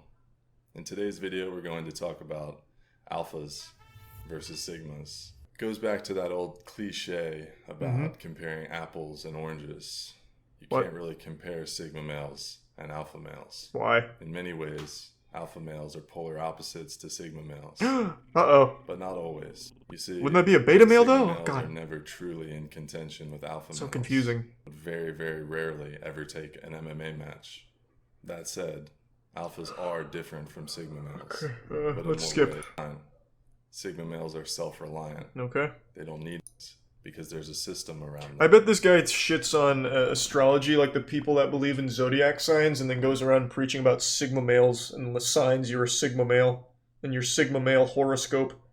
But it's not hurting anyone. But I do think it's sad if someone watches that and then starts to like believe the whole Sigma, Alpha, Omega, Beta male shit. Wow, YouTube read me like a book. All I typed in was how to be, and the first thing is alpha male, and the second is alpha. Damn, they're on it right now. How alpha males act. Bye. God, that's cool. Holy fuck. I get a lot of hate for talking about alpha males so much, but let's face it. Men who can project the vibe of an alpha are incredibly desirable. There's no way around this. Most people, when they hear the word alpha, tend to think of some perfectly sculpted, almost godlike human being that has no flaws and never does anything. Oh my god, he drew This is me! actually far from the truth of how alpha males really are. Oh, it's so sweet! Despite what you might have been told, alpha males are not Oh, it came out of nowhere! in every situation that they encounter. And there are many times where they are actually less than alpha. But Fuck instead of yeah! pretending that they don't Never have mind. flaws, alpha The males video's actually right. acknowledge these Give flaws, that a which like. is what makes. Now, the truth is that a lot of guys have some issues with confidence and self-esteem, especially in certain situations. And one of the greatest fears that many of us have, Boo! Look especially at as this it pertains guy. to dating, is a Not girl finding out about alpha. these flaws. Not True alphas alpha. can acknowledge their flaws, especially He'll never curve get girls, with and her. this Look is at those precisely titties. what makes them alpha. Those are Undesirable alpha men are milkers, those who not constantly beta. try to hide their weakness, but our fears in pretty much every situation are completely irrational. This And is for most of boring. us, When one do of I our get the greatest fears is fucking being the shit? huge spider that was like this. Top 5 habits of alpha males from How to Beast. Yeah. Hey, Dom. Fuck yeah. Dom is a parody of alpha males while simultaneously being the most alpha of all of these fucking douchebags. Alright, I hope this is a good one. I'm going in. This is like semi-animated. I'm putting some faith in you, man-telligence.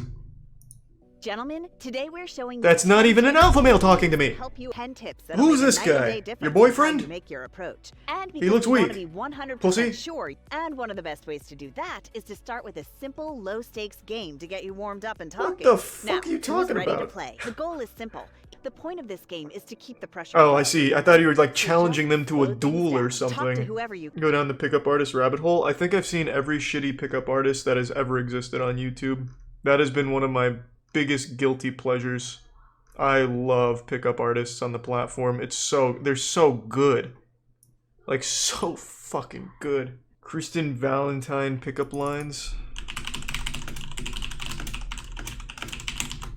The best Christian pickup lines. This? Oh, Hey, what three you sub reading? absolute. Is that, Ananias and Sapphira? Are you Sapphira because you're drop dead gorgeous? This is 1 John. Okay, I'm guessing this is like a skit. Best picking up girls. Best pickup lines. Best of limitless EXP. Jesus Christ, it's double XP weekend over here at the pickup artist headquarters? And I missed it? How's it going, guys? Also, I'm doing a giveaway at the end of this video, so stay tuned for that. Also, if you guys Is he just giving away girls' numbers that he's picked up? Code real quick in That'd be case you great. guys need a video. Oh, I know Drain Cleaning Rabbit Hole. Excuse me, ladies? I just wanted to let you guys know that if I had $1 for every time I saw the most beautiful girl in the world, I'd have none.